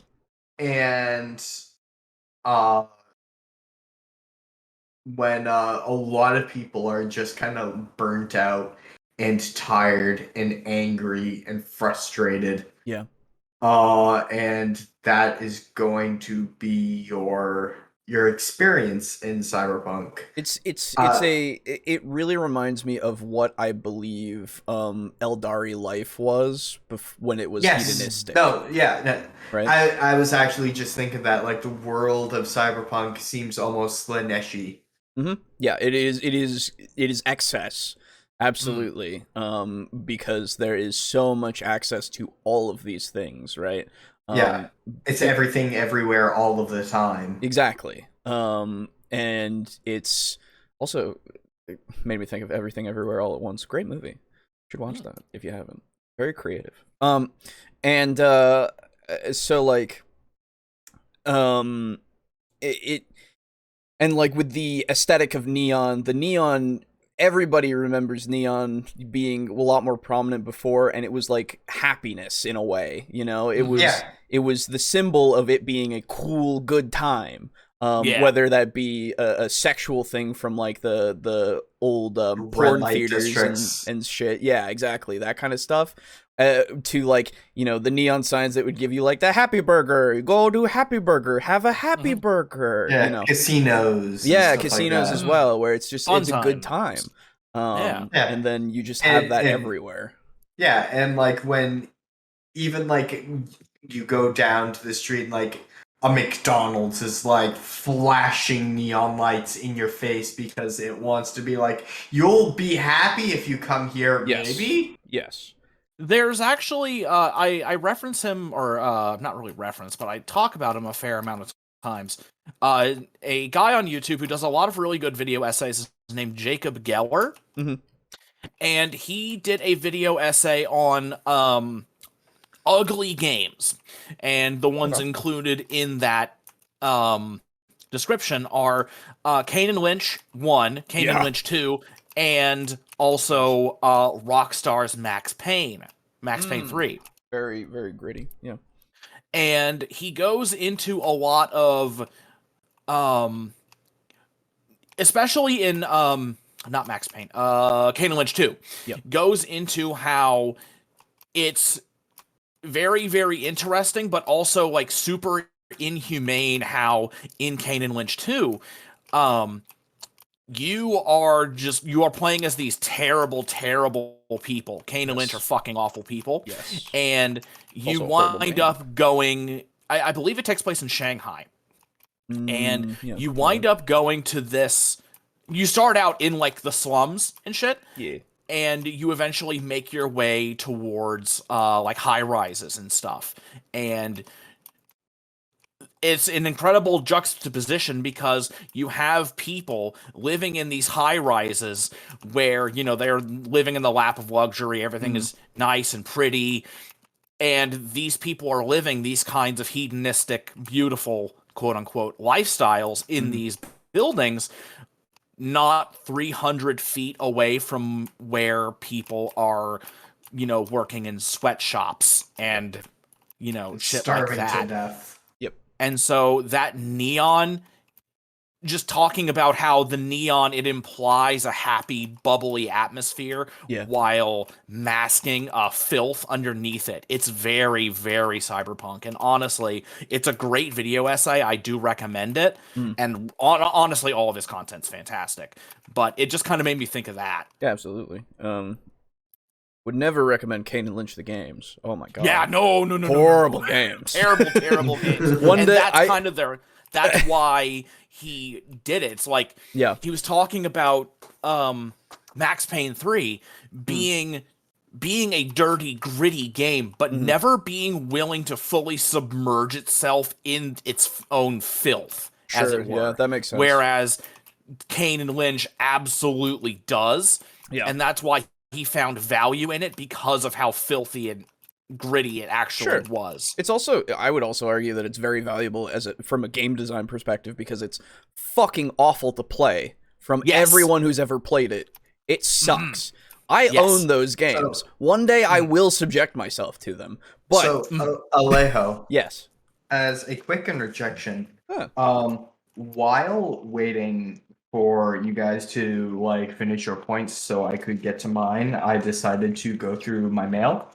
Okay. And I had noticed when I got my mail this afternoon, like a mysterious, like somewhat personal looking envelope, and I was like, oh, weird. Yes. But I didn't like really look at it. But I just like was rifling through, and I'm like, oh, that envelope, and I see it's Alejandro Martinez, and there's my TableTalk dice. That's right. You could have saved it for when I was going to talk about it. But yeah. First roll's a 12. That's above 10. That means they are lucky dice. Mine was a 16.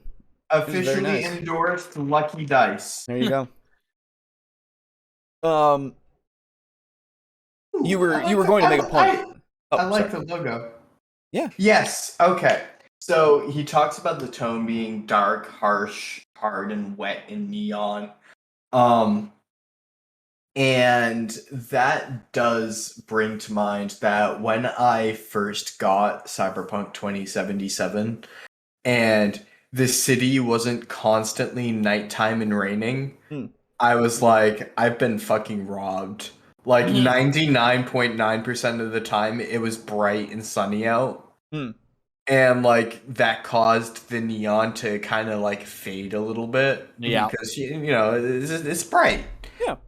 And I was like, God damn it. And I really should look at getting a mod for Cyberpunk 2077 to make it always night and always raining. That would improve it.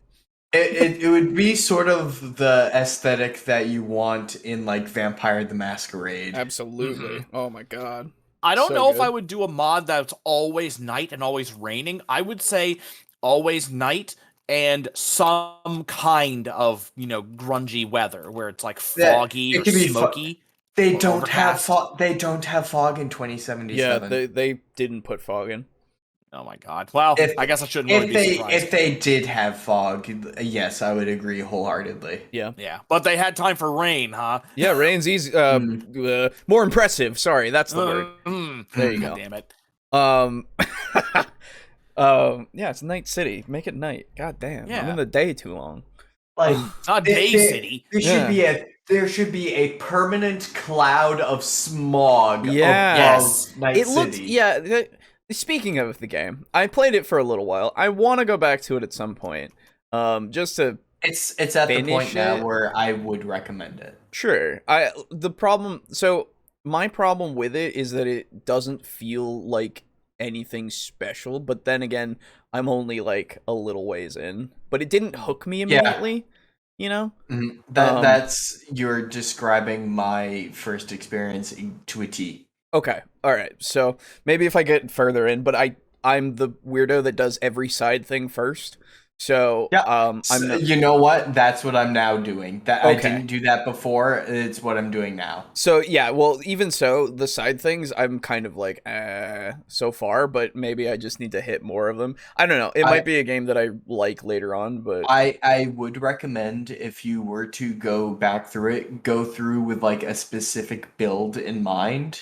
okay. So the first time through, Well, so I wanted to be a little bit good with everything, Sure. and it made combat feel like, yeah, sure, I was good at it, but like it never really hooked me. Sure. And I went through this time as like, I want to be as close to a netrunner as physically possible. Gotcha. Like Yeah. full intelligence, full hacking.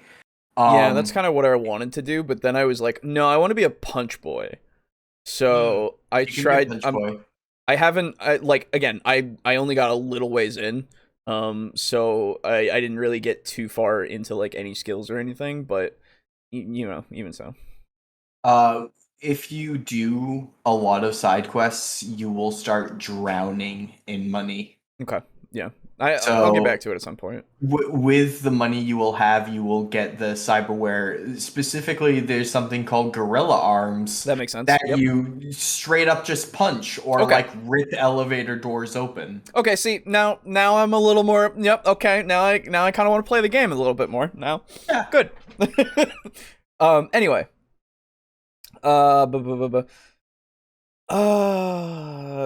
Tone dark and some computers. Yes.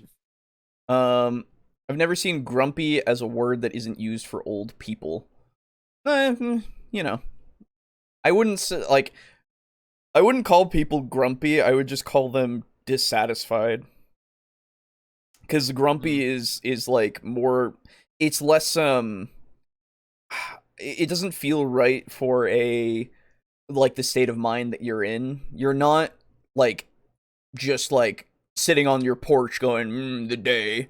You're fucking like you're in the worst part of your life all the time. Like it's not something you just get out of, like grumpiness. You're It kinda is a stuck state of unless you start taking serious measures. yeah, like it is a becoming state an of edge runner. being. Yeah. Having been playing Cyberpunk 2077, it's crazy how much things are sexualized and ramped up with violence to a comedic level, yet made to entice for sure. Yeah, well, that's the Yes. thing. Yeah. That's the whole point, right? It's That's an excess. the world. Yep. Like I was saying, excess of everything: sex, drugs, violence. Like everything is hyped up to an insane degree because it's possible now. Yes, Right? and not just because it's possible, but because in the world of Cyberpunk, it's profitable. Yes, also that, right? There is What? no reason to deny these things as much as they are now. Yes. Like that's why I say that cyberpunk like society really is Slaneshi in its influence. Like its biggest downfall is the fact that everything has been dialed not to 11 but 12. Yes. Mm. I don't know. Internet access is the main thing I need to be happy. Fair enough. Yeah. Yeah, Um, you know, It's I'm why similar. I don't do much else other than internet stuff usually, except for painting it every now and again now. Yep. And my ttrpg stuff, but you know. Hmm. Humanity existed to create me. That's right, Lux. We Mm. exist only because of you. Oh, I got my dice as well. Thanks, guys. Hey, good. Nice. Glad to hear it. Hell yeah, dice for Aiden. There you go. Who? Aiden. Pretty cool. What? No, huh? Certifiably pog. That's right. I don't know. I could Captain have sworn. Captain Chiral. Oh. Yes. Sorry. Yes. That one. Yeah. Oh, I see. Peer reviewably neat. Ah.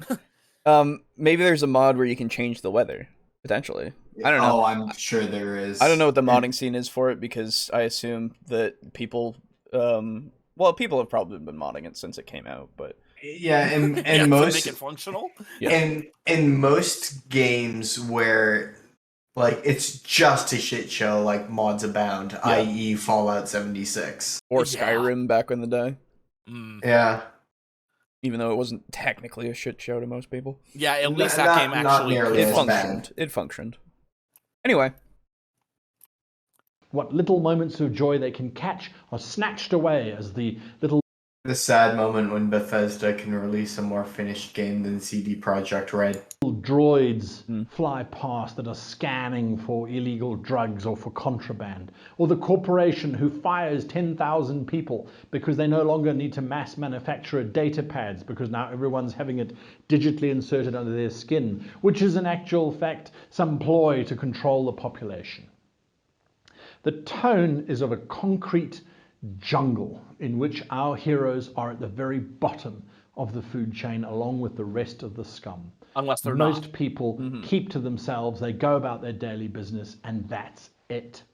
And why is it always raining? I don't know. But if you look at a lot of the visual interpretation of Cyberpunk, rain and darkness seems to be the pervading feeling that we get. well, you know why.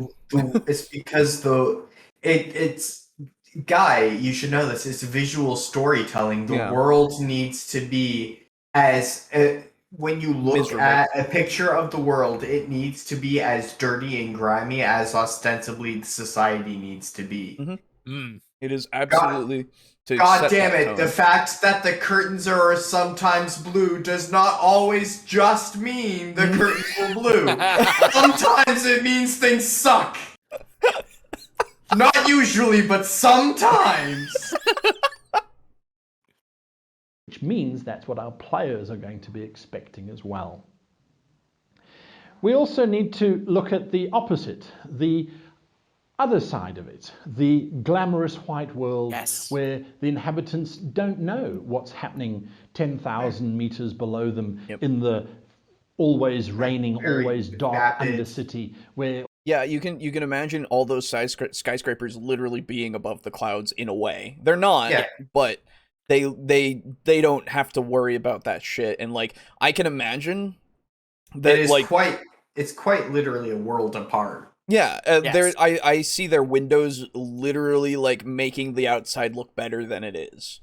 Right. A good example in video game form would be I think it the city in Final Fantasy VII. It's called Midgar, correct?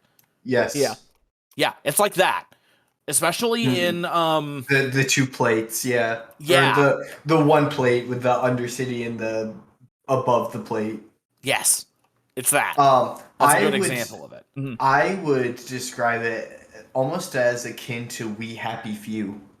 Oh, okay. I played that a little bit. I got to once you're allowed to, or not allowed, but once you get the ability to go back to the city, but I haven't gone any farther than that. But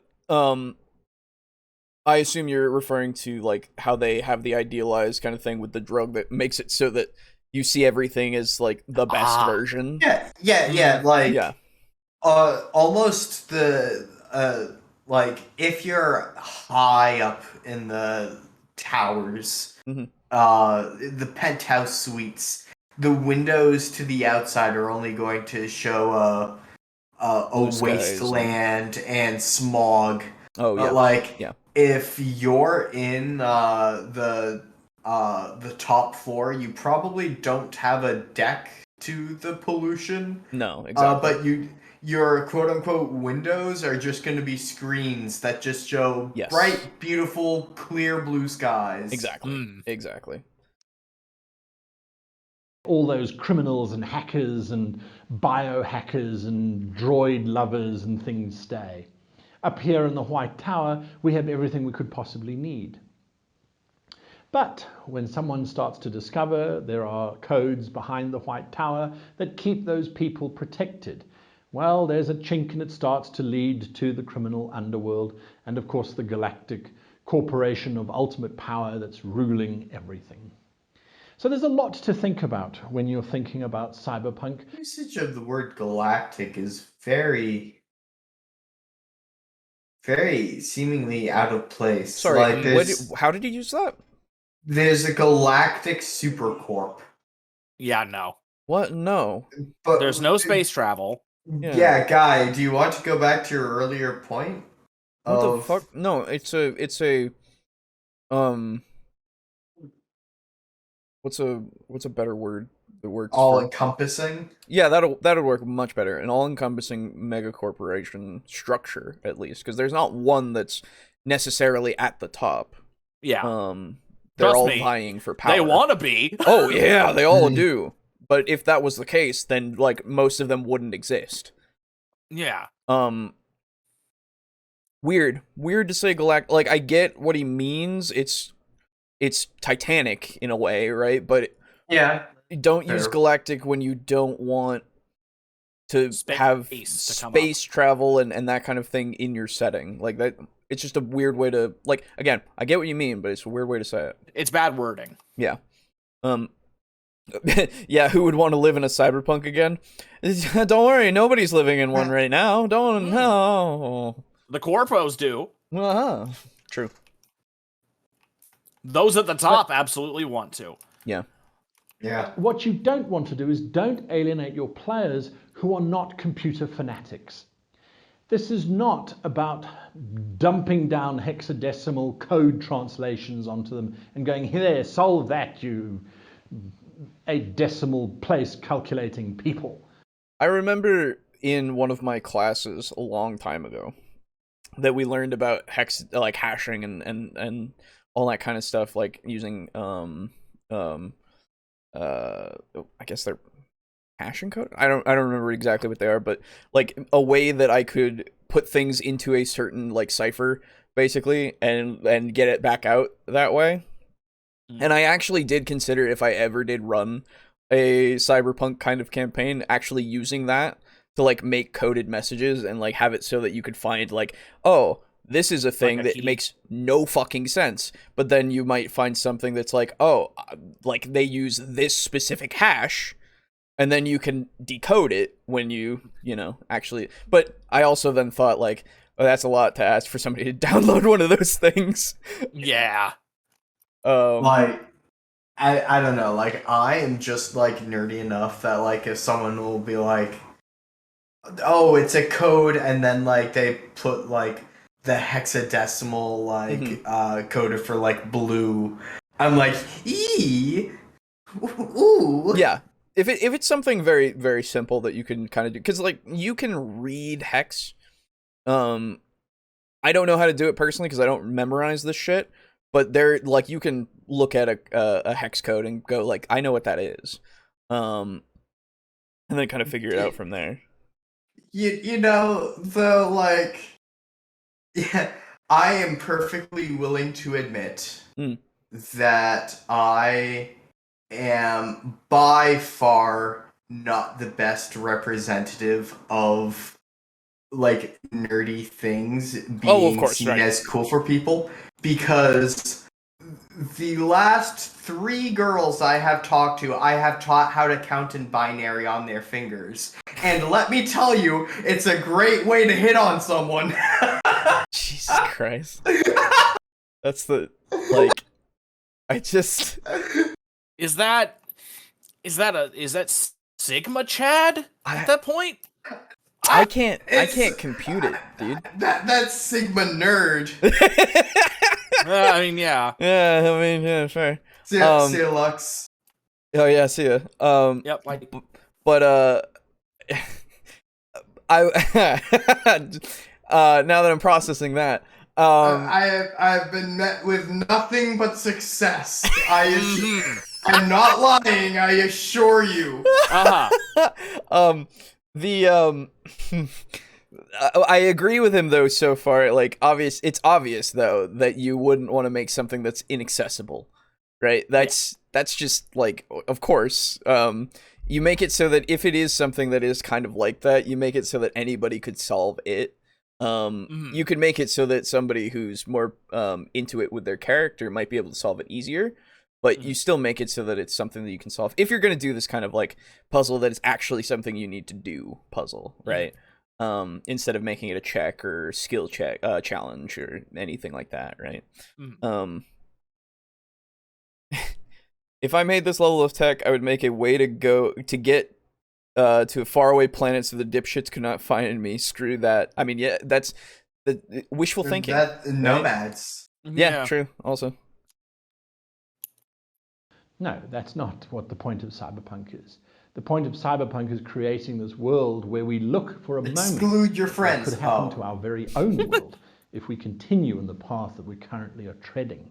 At least so say a lot of the sci-fi writers who write Cyberpunk. If you look at references, a few references off of the top of my head, one that's a very good, and these are film references. I haven't read any Cyberpunk literature, to be absolutely honest. RoboCop. Shock horror, I know. Stranger Days with Ralph Fiennes is a fantastic example of this very early Judge stage Dredd. of Cyberpunk where people have got these neural. if any of you, I've recommended this before, but you know the 2012 Dread movie? Fantastic. I know of it. Oh, it's a fantastic movie. Like, Carl Urban plays Dread, and I give him so much props because he was willing to literally put that helmet on and never take it off. Never once. What was it? Joseph than Rural was also really good in it too. That's more than John Halo can say. That's right. That's damn it. exactly right. Yes. From Reach City, remember? And Reach nobody City? got my joke either. Damn it. Wait, no. what? Yeah, you don't know about Reach City? Yeah. I know of the planet. Oh, yeah. Uh-huh. No, it Yeah, is no. located on the planet Reach. They named it in the show, for some reason, Reach City. I don't believe there are any. Oh, I know there's this city, but I think it's called. It has a name. No, I don't know what the Yeah, it does actual have a name of name. it is, but no, they did not care enough to even go with the established name of the city on Reach. Well, don't forget, it was established that no one who was involved with the creation of the Halo TV show played a single game. Yeah, they didn't look at any of the references. Yeah, Well, they that's might have right, just I seen the remember very that. bare bones basics to get enough. But Yeah, obviously they knew the name Reach. right. So there are plenty of locations, 3 named cities, in fact. However, I am an Anglophone, and Finnish and Russian are not native to me. So I will not even attempt. Actually, I won't attempt the second two, the number 2 and number 3. The first one is like Kazon. It's sort of like queso, but like almost like Quetzalcoatl. Quetzalcoatl. It's short. I Like I always said- remember New Mombasa, Yeah, but I the played best on 2 Earth. a lot, so... Like I said, I'm an Anglophone, not a Spanishophone. I understand. Oh. I've posted images I see. there. Yes. Mr. Quetzalcoatl, please have at it. No. No, you said a word that I can say. I'm not saying those, just in case. You know what? Fair. Yeah. Get fucked.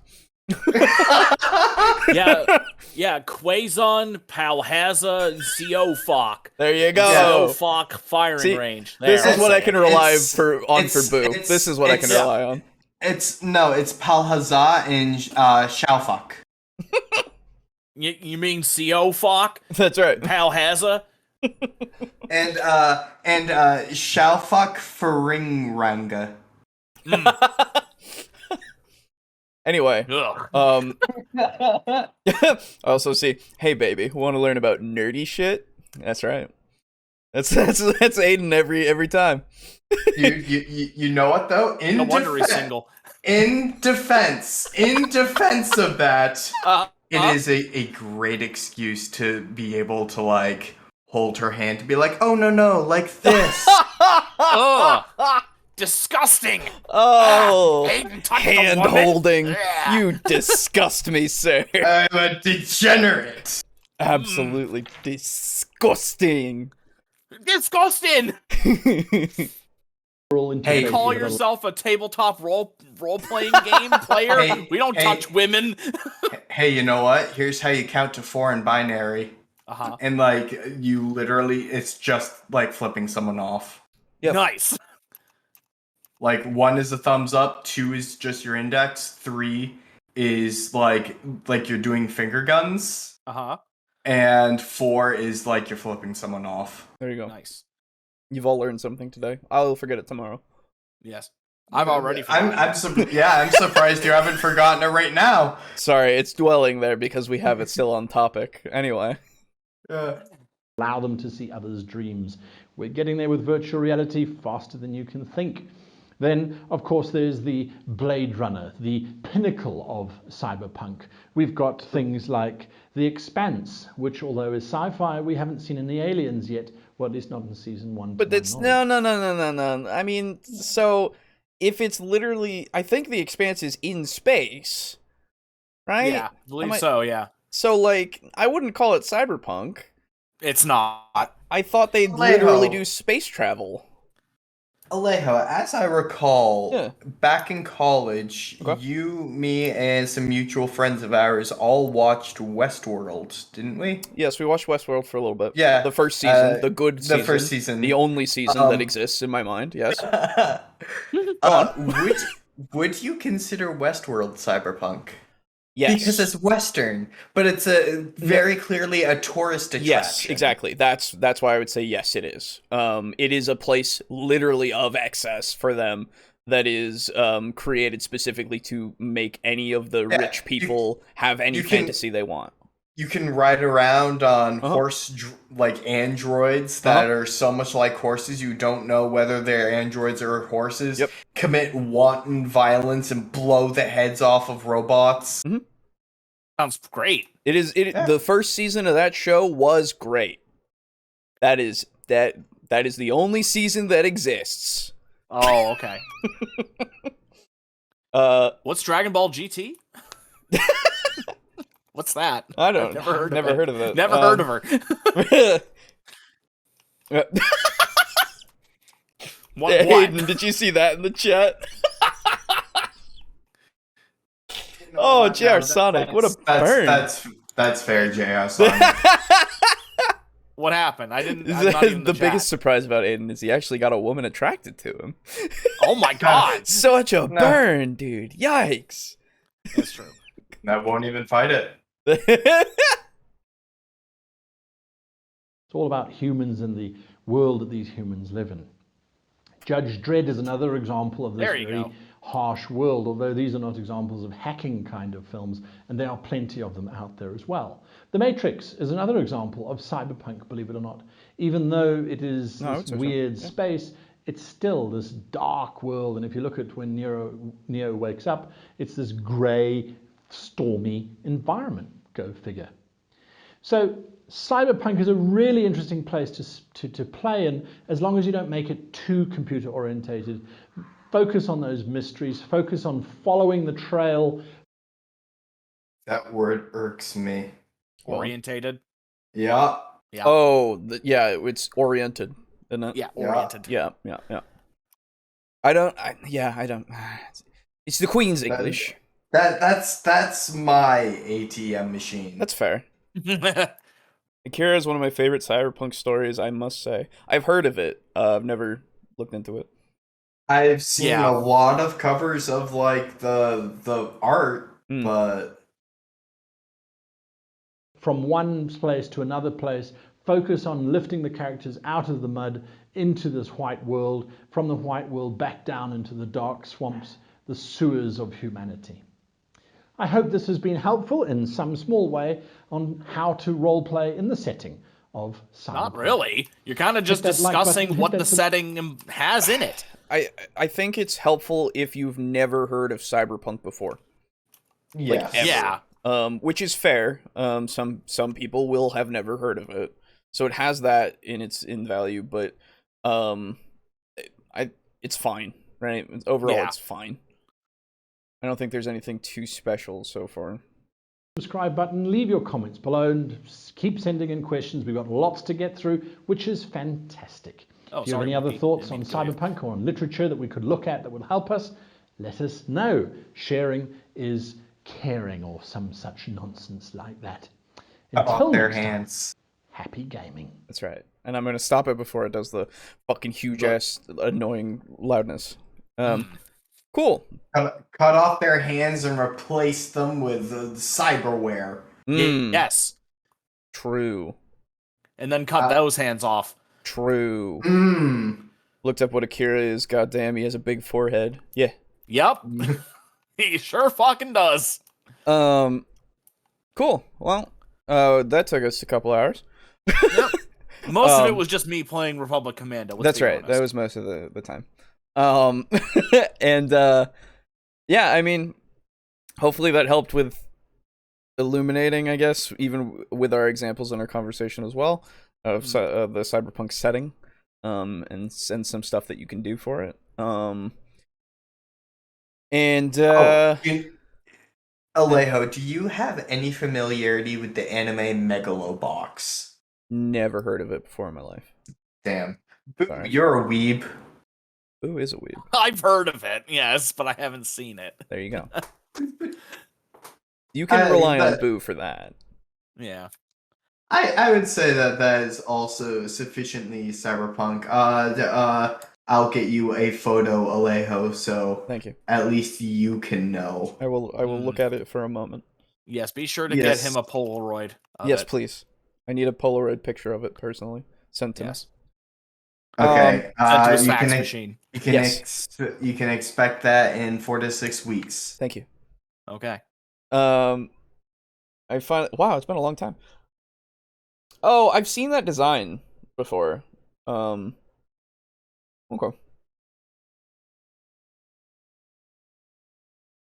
Is it a Punch Boy thing? It is. Oh, you've got my interest. Okay. I will keep it in mind. Imagine Hajime no Ippo. Yes. But imagine it need to finish being very Adeptus Mechanicus. Oh, you've got my interest and my need. Okay. I will keep that in mind, absolutely. I finally finished one podcast. You think we're done? Yeah, no, we're not done.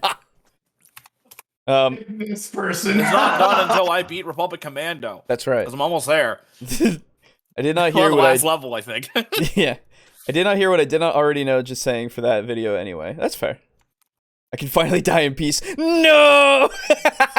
Immediately.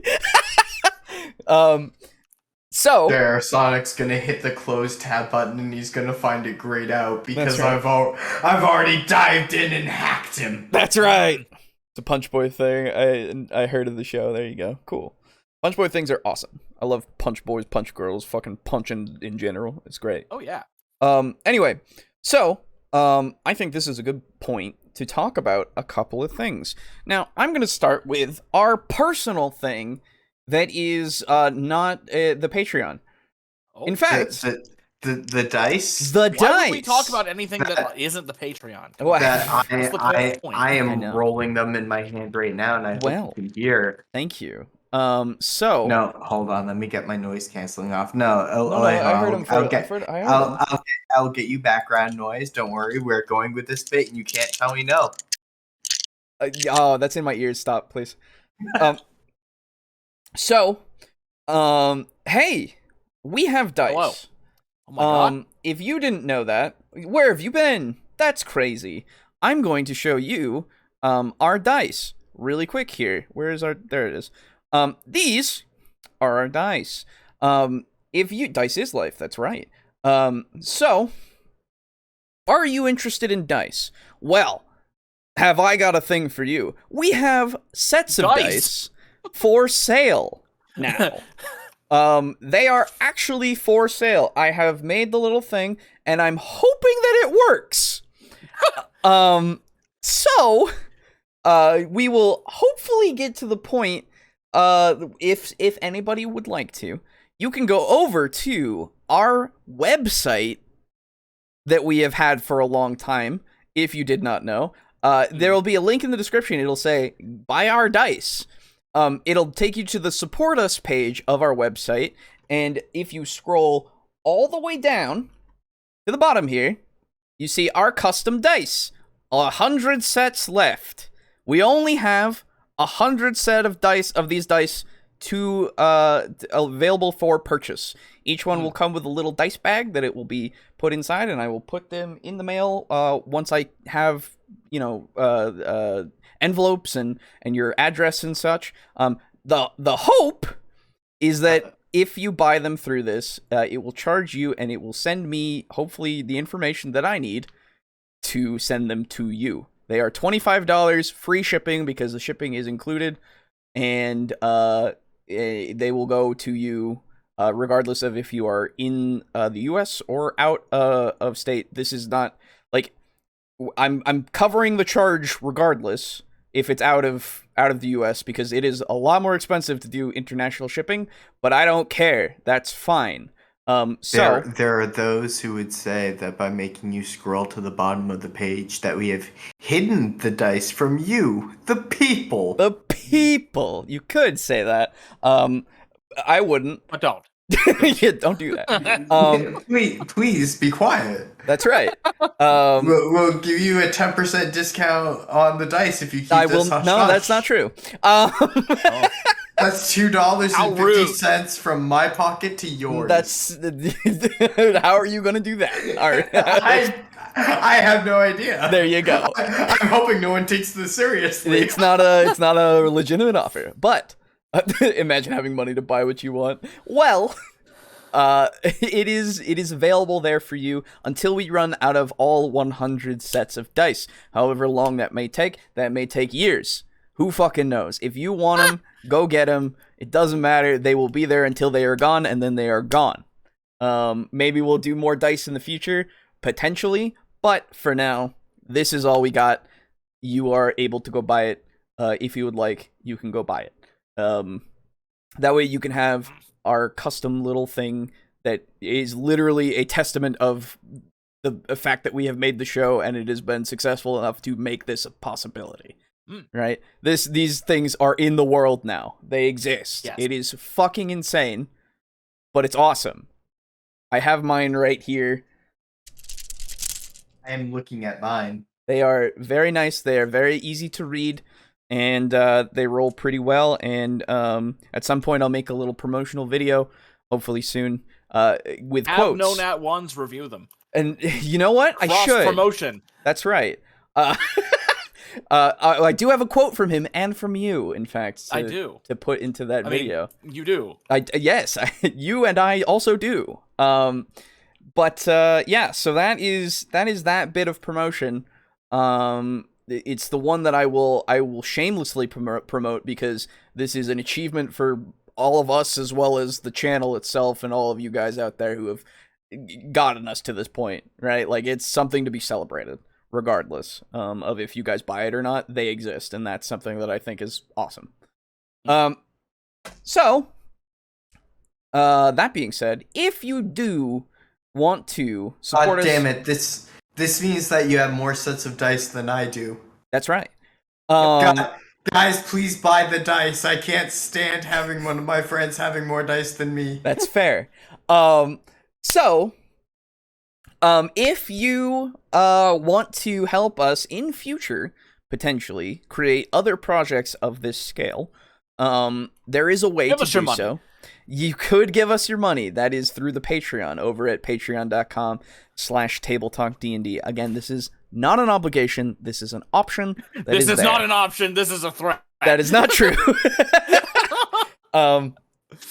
This is not an obligation. This is an opportunity yes, that we technically. provide to you, the people. Regardless, if you would like to, you can, even for as little as $1, give us some money to continue helping the show out if you would like. Again, it is not an obligation. Please, if you have needs of your money, do not give us money. God damn it. Unless if your need is dice. Unless if your need is dice, in which I've already given you the option. This is a monthly thing of difference. That will just be a vehicle for more things potentially in the future. Potentially. Maybe. Potentially. Probably. This is not Definitely. Anyway. I guarantee it. That's a lie. That's a lie. I take that back. Regardless, that is this leads us to thanking those of you who have joined the Patreon and gotten us to this point, as well as they're going to get us past that point. That is, of course, up at tier 4, Draco Kraken, thank you so much. Mog Zero at tier 4, thank you as well. Rick, aka Unit Rico, at tier 4, thank you. Slazer at tier 4, thank you as well. Steely at tier 4, thank you so much. Drake Cross at tier 3, thank you as well. Chris at tier 2, thank you. Destructive Knight Lux at tier 2, thank you. Frozen Spaghetti at tier 2, thank you as well. And Kill Chrono at tier 2, thank you so much. And last but not least, of course, our tier 1 contributor. Thank you. So, again, if you want to go and do so, you can. TableTalk DND is the little thing that you put after the patreon.com/. It's in the description. You can go click that, or I guess copy paste, whatever you prefer. It probably doesn't let you just click it, honestly, in YouTube, because YouTube does that. It doesn't do that.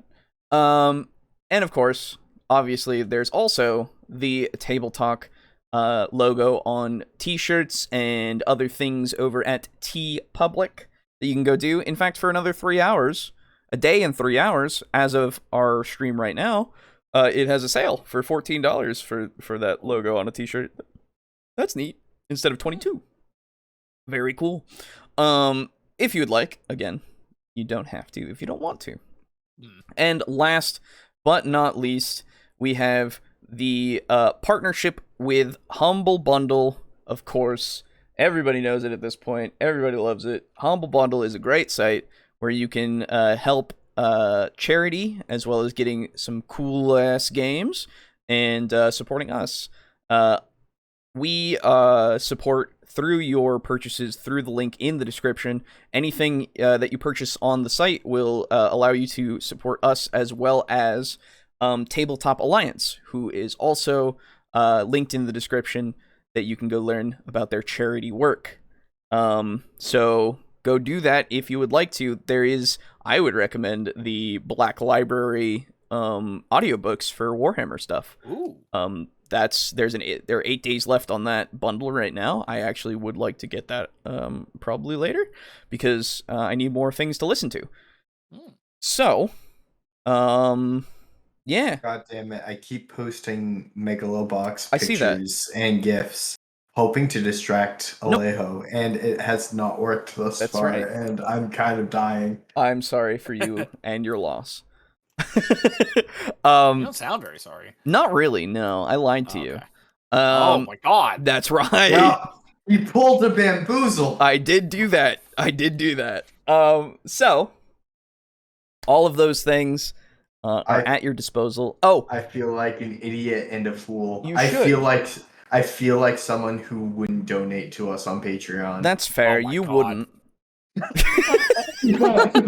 That is true. That is true. I donate. No, fuck that. One last thing, of course, that I also have to say, because of the fact that we have the dice to send out, I got a PO box. So if you would like, you can go, and if you want to, again, this is a big if. You don't have to do this at all. Please don't think it's an obligation, but we do have a PO box.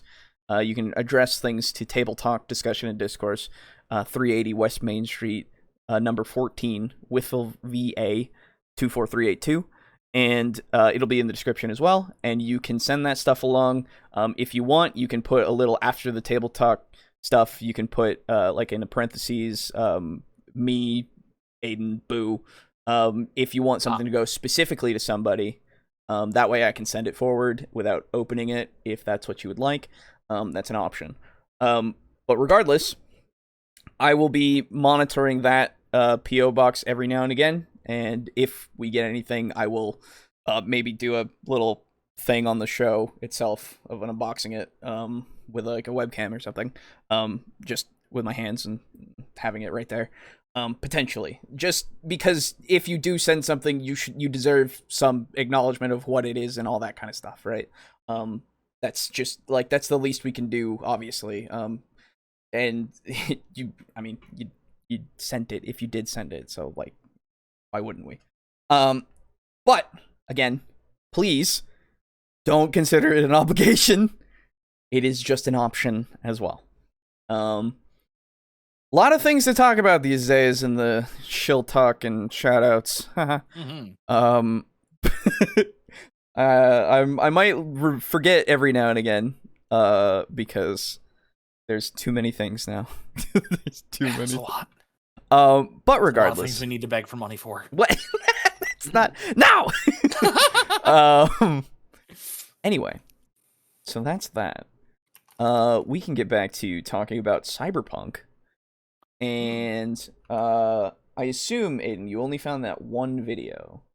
I did. Okay. Would we like to do a specific video on the rules of Cyberpunk Red, or would we like to do determining difficulty values for Cyberpunk Red? If you can find one, I would be very interested in looking into a video on the Netrunning, because truth be told, that shit is horribly explained in the book. Terrible. Sure. So I would vote for the DC values. Okay. However, I am gonna have to duck out for the evening. So your vote doesn't matter. Well, no, it matters. I'm your second host. Oh. I'm Boo's the dirty third. Oh my god. Oh hey, my. Man, I kept the podcast alive and well while you guys left. I was the one that held it together. I would say you kept it together so much as you personally put the pillow in the baby's face. Yeah, I mean, that is something that I would do. That is, yes, that's true. Like, you gave it your personal touch. That's I will right. grant you that. You did do that. That's true. Yeah. And I appreciate your personal touch. Yeah. I touched so many things in so many different places. I mean, okay, and like that, I'm gone. Bye. Oh, okay. Yeah, bye. What a coward! That's right. Calls us cowards every time, and yet this he guy fucking runs. Okay, so we can talk about it. I actually, from John the Wise, we have a Netrunning breakdown for Cyberpunk Red.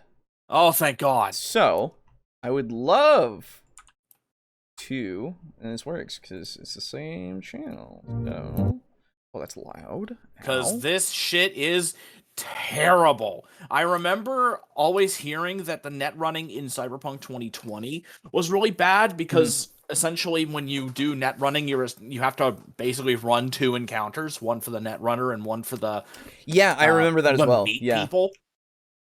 And they've tried to do a thing where you don't have to do that, where you're essentially like hacking stuff while you're inside the place and you're interacting with what they call a net architecture. But the problem is they never actually fully explain what the fuck a net architecture is. Okay. And it's real bad. Okay. Well, hopefully, this video will illuminate a little bit on how net running works. Yeah. My mortal soul is now depleting on how I may never finish a podcast.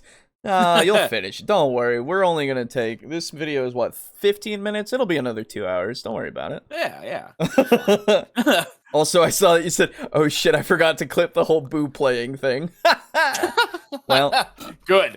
Are you gonna use the dice for Devils and Dice? I mean, I am. Yes, I absolutely am gonna use my dice for Devils and Dice. It's gonna be great.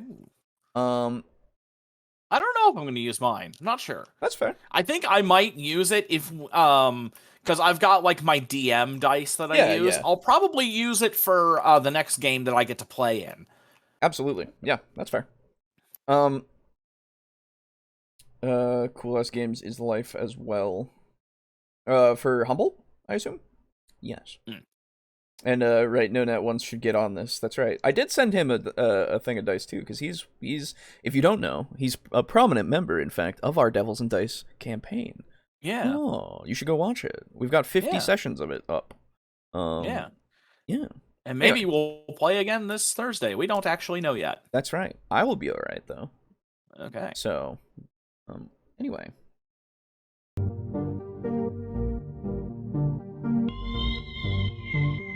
Breakdown and tips, creative ideas, net running is back. What's up guys, John the Wise here. Welcome back to another video involving Cyberpunk 2020 and Cyberpunk Red. Today I wanted to talk about net running, especially since net running has been changed for the new Cyberpunk Red Jumpstart Kit. I've never played a net running game in any of my 2020 games, or had a net runner in our party, because of the same reason that most people haven't had a net runner. It was either seemingly too complicated to figure out what the game was, or, you know, people just didn't want to split the party, and there were so many different... Yeah, that's fair, because, like, the Netrunner is literally on their own, right? Without... Pretty much. Yeah, unless you have two Netrunners. Yeah. Which is and really most something of the time, to ask. Most of the time, you wouldn't really want to do that. No, exactly. That's what I figured. I do have... I think I have a copy of the... 2020 as well that I can look at if I need to. Yes, I do. Oh, that is page what, 144. Ooh, I just want to see the wording, and see how absolutely fucked it might be. For the net running. Yeah, for 2020 at least here. Yeah. For 2020. Okay. Yeah. On the net world map, a single space is 1,000 square miles. On a city grid map, a single space is about 12 blocks. On a subgrid map, single space is roughly a few yards. Right, it's all... So, this is the thing as well with 2020, and I don't remember if it's as much in Red, but the language, like, I get that they're trying to make you feel more immersed with the language they're using, like, because they're talking as if they're talking to you as a person in that world, right? Because you have, like, this little thing that says, "How's that? Look, chumbada, in reality, you're not moving at all." And it's like, yeah, okay. That's fine at least for that one, but, like, sometimes it can be kind of something that gets in the way. Because I'm trying to learn the rules, right? I'm not in a module, right? I'm not in an adventure or anything. I just want to know how to play the game first before you start throwing the lingo at me. And to be fair, if I had read the lore and stuff beforehand from, I think, the sections before this that literally explain, like, terminology and stuff in a way, then maybe it would be easier to kind of get around that and actually understand it a bit more. Like, that's not too bad, that example. But sometimes it's like... Sometimes I'm like, it can bog me down because I'm trying to figure out what they mean. Bu-bu-bu. 5 spaces per 1 second turn. It's the law. Straight lines. Yeah, you can only travel in straight lines on the net in 2020. I don't know, man. There's a lot here. Tracing, security level, city grids. Like, it doesn't seem like it could be too bad to, like, understand, but the fact that you have fucking, like, what is it? Yeah, speeds measured in nanoseconds, and that means that you can do so much shit before a turn in, like, the real world, right? It's just, people are just gonna be sitting there at your table just waiting for you to be done, like, Yeah, with pretty much. basically everything you're doing. Oh, it's one of Okay, those there we rule go. I books. beat the game. Now I can listen Nice. fully. Yeah, you're fine. Fucking, why did they have to leave Sev behind? It's bullshit. Fucking I know, Jedi. man. I know. Fuck Yoda. Anyway. That's right. Well, they're clones, right? You know, they're not Yeah, valuable as people. know. I should. I bet droids would have gone back for their bro. Yeah. We can't Fucking- leave the droid the fucking- behind because he's fucking cool. Beep boop. The fucking clankers. What do you mean? Yeah. I shouldn't have to use a phone to watch a probably 24-hour podcast. Hey, it's not gonna be that long, okay? Yeah, it's not that long. Come Trust me. on. We'll fall asleep before that. If I wanted to do a 24-hour podcast, it would be a special thing, right? Yeah. It'd be a thing. Like we the would plan release of that. D&D 69th edition. That's or some right. Shit. We would plan ahead of time for that shit, and it's not gonna be this time around. Thank you. Yeah. Things that were different in 2020 that have been changed with the Jumpstart kit. So I really wanted to make a video because I have turned full circle on this whole thing. So I went from somebody that had never played a Netrunner or had a Netrunner in any of my 2020 games to now wanting at least one Netrunner in my game at all times when I'm playing Red. Okay. So that should give you guys an indication on how good I think the Jumpstart kit rules are for net running. But Now we have to remember that this is based off of the Jumpstart kit, which I don't know how different it is from actual Red. I don't think it's that different. I assume it's just a simplified version of. Yeah, it's a simplified version of Red. Yeah, That's basically okay. it. God damn, that game is less than 7 hours. God, we should have gotten a sequel. Anyway, Dude, go on. I know, right? So good. Yeah. Sleep, what's that? Yeah, exactly. before we get into that, just want to let you guys know, make sure you guys join our Discord. It is a Cyberpunk 2020 Red fan Discord. The link will be in the description below. We have a cool community where people are, making games. They're having GM advice corners. We have monthly topics where we talk about Cyberpunk, and it's really a whole lot of fun. And everyone is welcome, new or veteran. Cool. Now, you can't have a cyberpunk genre, in my opinion, and not have some kind of hacking technology or technological hacking going on in it. Yes. And I think most people would agree with that. You have technology, you have cybernetics, but you also need those guys that write the programs that get all the things that...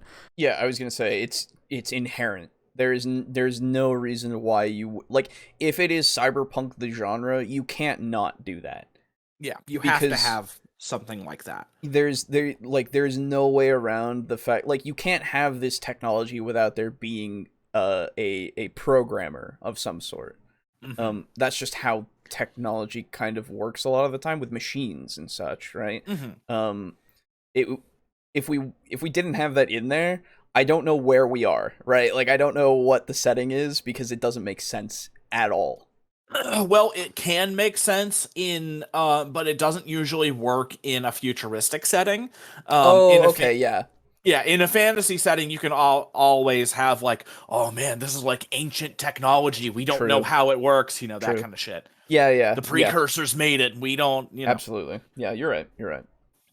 But again, doesn't really work in Cyberpunk Right. because It's not cyberpunk at that point, right? Yeah, Cyberpunk is kind of predicated on the fact that everybody has this shit. Yes. Usually. Yes, or some sort of access to it, even if it's like they have to pay credits in order to actually like get something to use every net. Like, it's like an internet cafe in a way. Like, you can Pretty much. have something like that. Mm-hmm. You might Need not to be have like done. military grade cyberware, but you might No. have like an old clunker kind of cyber arm in the garage or some shit. You have one of the oldest models that's out there that's still functional and all but that it's kind of stuff. because it's affordable. Yes. And security cameras. I'm in the hacker man. The essence of net running is pretty much the same. You have a guy that is proficient in going into the net to hack certain things. The only thing that has changed is the mini game is different. It used to be a whole thing with graph paper and the boxes. To be honest with you, I don't know the rules. I'm very ignorant on the fact because when I saw them in the book, I just skipped it. But anyway, you would have a mini game. I mean, so I get that, but I would hope that you would have done some research for it for your video, just to compare and contrast. Yeah, here's hoping. I'm assuming that he just meant that was what he did in the past. I hope so. Because it sounds like that he's only looked at the ones for Red, which is fine because you can kind of do everything that was in 2020 in Red. It is backwards compatible, but at the same time, I would love to know what the differences are specifically. Yeah, that would definitely help. Because I've only ever heard horror stories, but never any actual real details. Yeah, because he shows me a picture and I go, that looks like Minesweeper. What are we doing? Right? Yeah, like what the hell? What is the context here? Yeah. And the only reason why I know a few things is because I just read them just now. Yeah. Game with graph paper, and then your net runner would be in some kind of panic room or in the bathtub, as we all jokingly say, locked up and safe, and he'll be hacking on the net while the party's doing something else in an Arasaka corporate tower or something like that. And that really is a cool dynamic if the GM can do it well. It's just very difficult. I find it difficult as a GM to split the party and go like, okay, it's your turn, and then it's your turn, and then everybody kind of looks bored. It's a really hard balancing act. It's one of those things where it really depends on the table, right? And like how much people are willing to pay attention to the story that's going on with somebody else. Is like, with us, I know for a fact, as we've demonstrated multiple times, we fucking are totally fine with just sitting there and paying attention to everybody else doing anything else.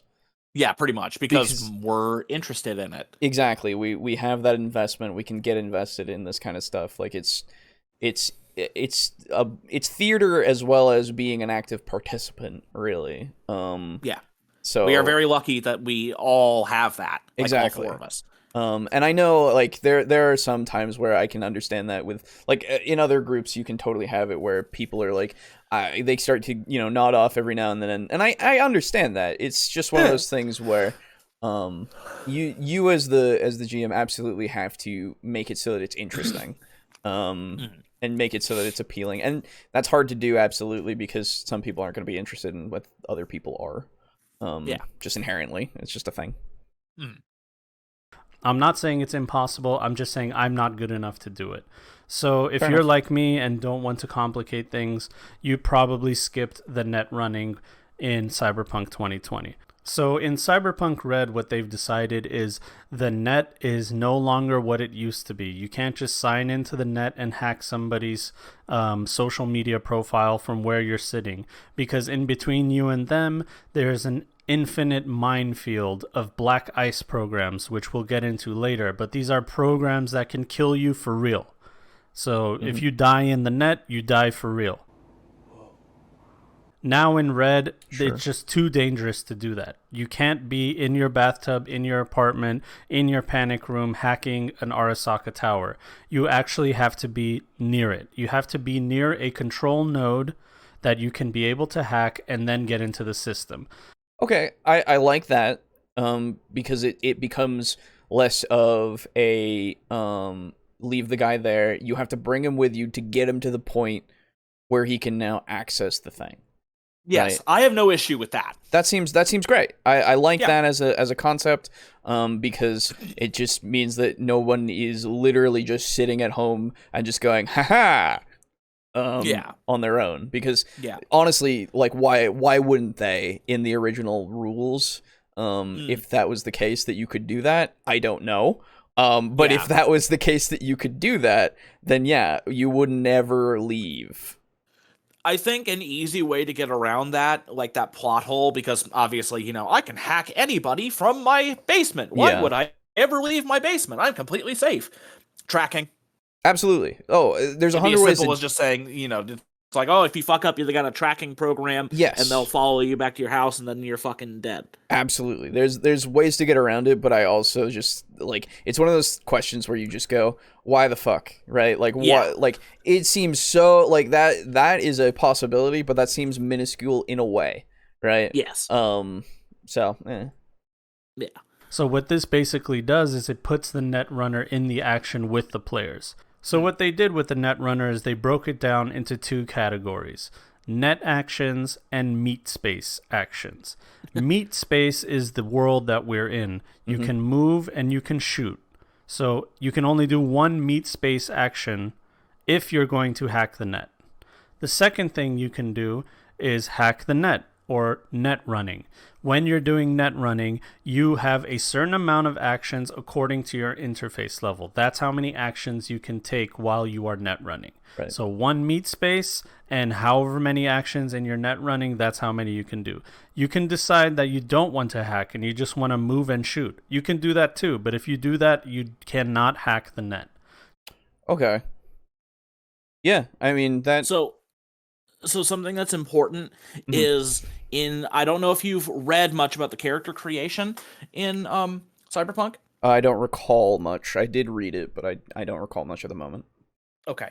Well, basically every archetype, whether it be, Street Samurai, Netrunner, Corpse, Yep. Rocker Boy, anything like that, they all have a unique ability that only that class can do. Okay. Interface is the one for Netrunners, and basically it's just your proficiency at hacking and stuff. Okay. So whenever he says interface, it is a skill that only Netrunners get. That would have been good to just establish in the video. Yep. That's why I'm here. I appreciate that. You would think Yeah. that you would say maybe he will. They start Maybe with he that. will. Yeah, maybe he will now. Now that he's brought up the fact that you can have that. And perhaps he's working under the assumption that if you're looking at the net running thing, you're making a net runner, and you would think that only the net runner can do this. I don't know. I don't think that off the top of my head. I literally think anybody could try. Yeah. Nope. Only but- Netrunners. It's There very you go. weird. Okay, that's fine with me if we just make it a class kind of thing, Yeah. quote unquote class. Side note: the 24-hour episode can be easy if you take turns hosting. Sorry for off track. Oh no, dude, I would host through the whole thing. I can go 24 hours. It sucks after a while. No, it's not fun. It gonna sucks regret after it. a while, but like if we have enough interesting conversation and interesting things to do, like it wouldn't be just like looking at videos, it would also be like playing games and stuff. Like Yeah. it would have to be a variety of things just to keep it interesting. It'd be cool if we talked about each of our favorite RPGs. So, like, we have a segment on D&D, one on Pathfinder, one on Thirsty Sword Lesbians. That's right, And yeah. one on Call of Cthulhu. Right, yeah, totally. That'd be neat. Yeah, we could totally do that. Yeah. Ideas for Anyway. the future. Ideas for the future. You can get around it by saying the PC isn't built to hack. Well, so that's the thing. If you're at home and you can't do it at home, you could go to like somewhere else and just do it from there, right? Like that's the implication that I get, where it's like, oh, okay.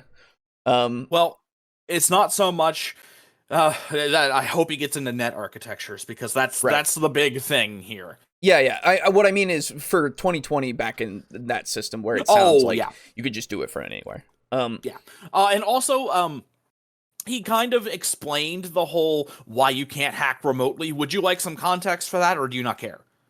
He said about the Black Ice thing, Black Ice programs, which I get that. I think that's enough for me for right now. Okay. What am I? If you want to explain more, you absolutely can.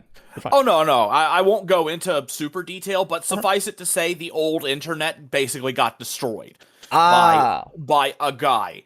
He released this virus into it, and now this basically the new internet that involves these net architectures. This is the new thing. The old one is basically completely unusable now. I get So, you. Okay, yeah. that's good to know. Or just hit the net with a rock. Yes, rock solves everything. Unga bunga. Thirsty what? Thirsty Sword Lesbians. It's an RPG. You never heard of that? I own It's a it. hit new game. I own it, but I have not read it yet. Yeah, I was and I going saw to, it. I but- saw it in our fucking local game shop. So There you go. Yeah. yes, it's not a joke. It's real. It's called Thirsty Sword Lesbians. Yeah. It's by the people who made Fate, if you know Fate. That's cool. I can go 24 hours myself. That's why I like the idea. There you go. Yeah. So that's how they broke it down and brought the Netrunner into combat with you guys. Mhm. So Netrunning in Cyberpunk 2020, it's on graph paper, it has squares on it. It's kind of a game that you don't understand at first glance, but if you read and you figure it out, I'm sure you would. In Cyberpunk Red, though... Okay, so this confirms to me that he didn't read the other one at all. Yeah. That sucks. Yep, that's not good. Not helpful at all. But oh well, we're getting an explanation Yeah. as to how to do it for Red, so yeah, I we guess. can let it slide. I don't, but I guess. They've changed that. It's more like an elevator. Now, why is it like an elevator? So the way they've broken it down is every control node has certain levels of security on it, and each level is like a floor on an elevator. You're the hacker. You get into the system. You're in the elevator. You go down to the first floor. There will be one challenge for you there. Once you do that, then if you pass that challenge, you can move on to the next level. And it's supposed to be harder and harder the deeper you go. What you have in your arsenal as a Netrunner as you're going through this elevator is a list of commands. And you can just have like a little cheat sheet by you, and you don't have to be a special Netrunner to be able to do all these commands. They're open to everybody. For example, one of the commands you have is called Pathfinder. And what that does is if you roll well enough, according to whatever your GM thinks is well enough, you will be able to tell how many floors are in this hacking control node and what challenges await you on these control nodes. Now, like I said, this is to your GM's discretion. And as the challenges get harder and harder, the Netrunner has to weigh their options. Is it worth going to the 7th floor? My Pathfinder roll wasn't good enough to figure out what was on that 7th floor, but maybe I can still pass it, maybe it's something that I can handle. Should I go and check it out? Is there something juicy waiting for me on the 8th floor? So what I gather, at least so far, that I hope gets more clarification, but it's I hope that he says, but it's like you get to do those actions, but they seemed like, and I'll actually we're at 640. I'll drag it back to see them really quick. Yeah. There we go. So we have, I can't see the one behind the fucking title. Be able to Hang do on. Okay, Scanner, backdoor, Pathfinder, Yeah. slides, zap, ID, and control. Okay, so it seems like, at least from what I gathered there. Let me go back really quick to when he gave what you could do in meat space as well as the net running space. There we go. Okay, so there's no like movement. Nope. So you're just So basically, think of it like this. okay. Say you are sitting in your room right now on a computer chair in front of your computer. Okay, I will say that. Okay. Now imagine that your computer is a control node that you will try to hack into. Yes. And let's say that let's see. Let's say that do you have like a power switch for like a light or I a do. fan on your wall? I do. So let's say that the control node for your computer controls I don't know, the internet. Sure. And the control node on the light switch controls the lights or your fan. Yes. It could be possible. Yes. Now, if you decide to hack, you are in the structure that these control nodes are a part of. Yes. Yes? You're in the building. Yes. So, you start to hack. You are still physically in the building, No, of course. but you can now see, like, shit around, like cybernetic or cyberspace shit around the computer and the light switch that indicates that they are control nodes. Okay. Yes. And now you can choose, well, I want to hack into the computer because the computer will probably let me access the internet, but I don't know how to get past the like password screen. Sure. Or you could say that the light switch, you want to turn off the lights, but on that light switch is like not a retinal scanner, a fingerprint scanner. Sure. So now you try to hack into that. And so level 1 is you're physically here in the room, Right. but level 2 is you go deeper into the cyberspace version of the room, where now there is a cybernetic bee in the room that will try to attack you. Yes. And if you fight off the bee, that will unlock the functionality of the light switch. Oh. You see how fucking confusing that shit is? That's weird. I thought It's okay. really fucking weird. So because the thing is, again, say you are in your room and you're in the cyberspace version. You're in level 1, and it's just it's your room, but it's in cyberspace. Right. If you go down to, say, level 3, now all of a sudden there is a cyberspace D&D style chest in front of you. Gotcha. That you can open, and it has something in it. Sure. It has like a file or something. Okay. Yeah. It's really bad. I get how it works structurally in a way. My question was, and you've answered it. So it's literally you can just access whatever level as long as there's no like gateway to it from level to level to level. I assume. Pretty much. Now the thing is, depending on the control nodes, say you're in like a bank vault now. Right. You can see the control node, but you won't be able to interact with it until you're like 5 levels down. Yeah, okay. So, yeah. So the more secure something is, the more you have to get through to get to it.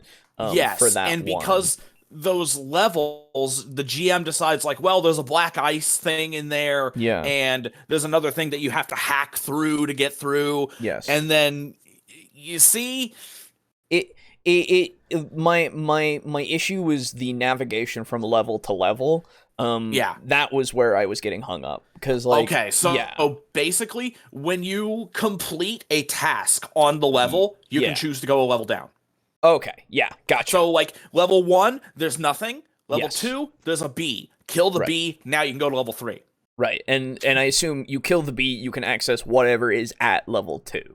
If it guarded anything. If it had anything, like any functionality whatsoever. Yes. Okay. Then those net skills from before, one of them was called Slide. That is one that lets you go down levels, but I think that there's some rules to that one. There's probably a drawback in some way. I think so, yeah. Okay. I don't quite remember. Okay. That makes sense to me. And he might go through it, in the future here, but I just for my fundamental understanding, because he's just saying things right now. It's just word salad right now. At the moment, until I know what I can do, I don't understand how I get from level 1 to level 2, and that was my main issue, right? So, and here's the problem. This was my major problem. So, how, on a scale of 1 to 10, how well did you basically understand what net running is from the way I described it? Like, I would call it pretty much an 8 or a 9. Like, you described it in a way that I could follow. Okay. Absolutely. None of that was explained in the book. Okay, cool. None. I had to find that on Reddit. Oh! Yeah. I had to fucking figure out what the fuck all that is. Okay. Interesting. Because I read through the entire net running section twice. I had an understanding of maybe 2. Okay. I see. Well, that's unfortunate. It's real bad. Okay.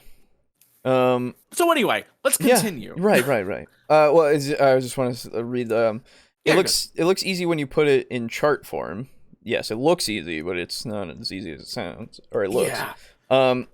Oh shit! I just saw that Hugh Jackman comes back as Wolverine for Deadpool 3. They're gonna ruin him. Probably, yeah. I have no excitement.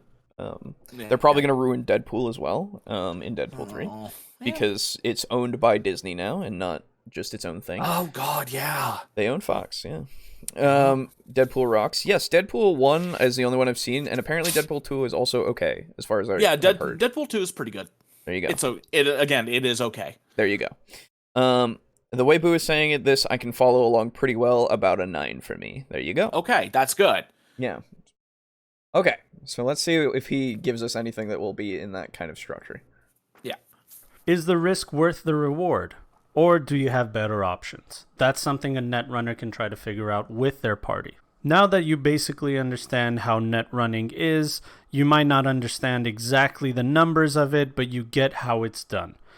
Now I wanted to tell you guys about programs. I have broken down these programs in 3 categories for my own understanding.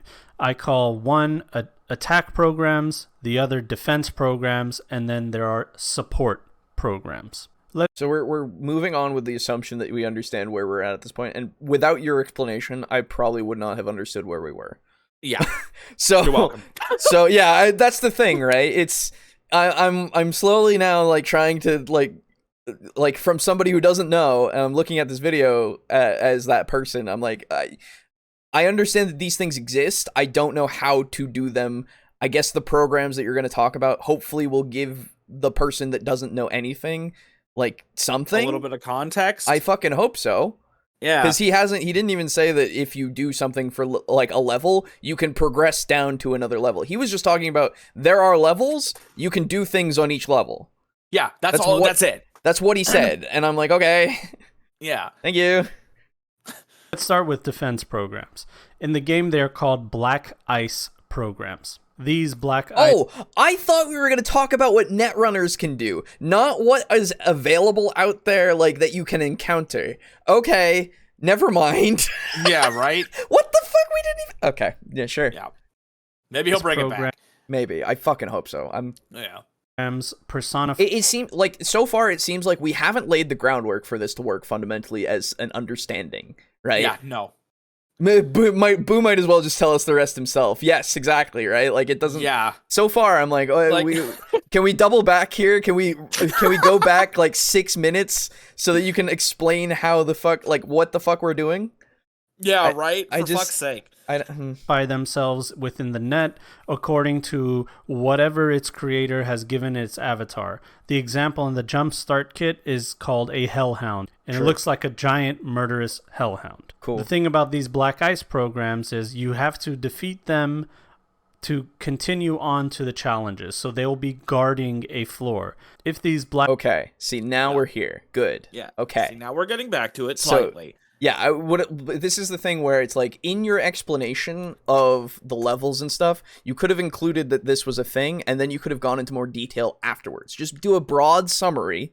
Yes, right? And then go into detail. Exactly. Like, and you like, lay it all out in the beginning, and then, like, put section by section of, like, okay, so you've gotten to this point. Now, you might encounter this, which can lead to this. And, like, potentially that's what he was doing before, but it seemed like a lot of stuff that I just didn't understand, I guess, that we needed right in the beginning so that I could follow what he's talking about. Because, again, before, it seemed, and this might be for me, but it seemed very much so like he was implying that we could just pick from any level and go to it.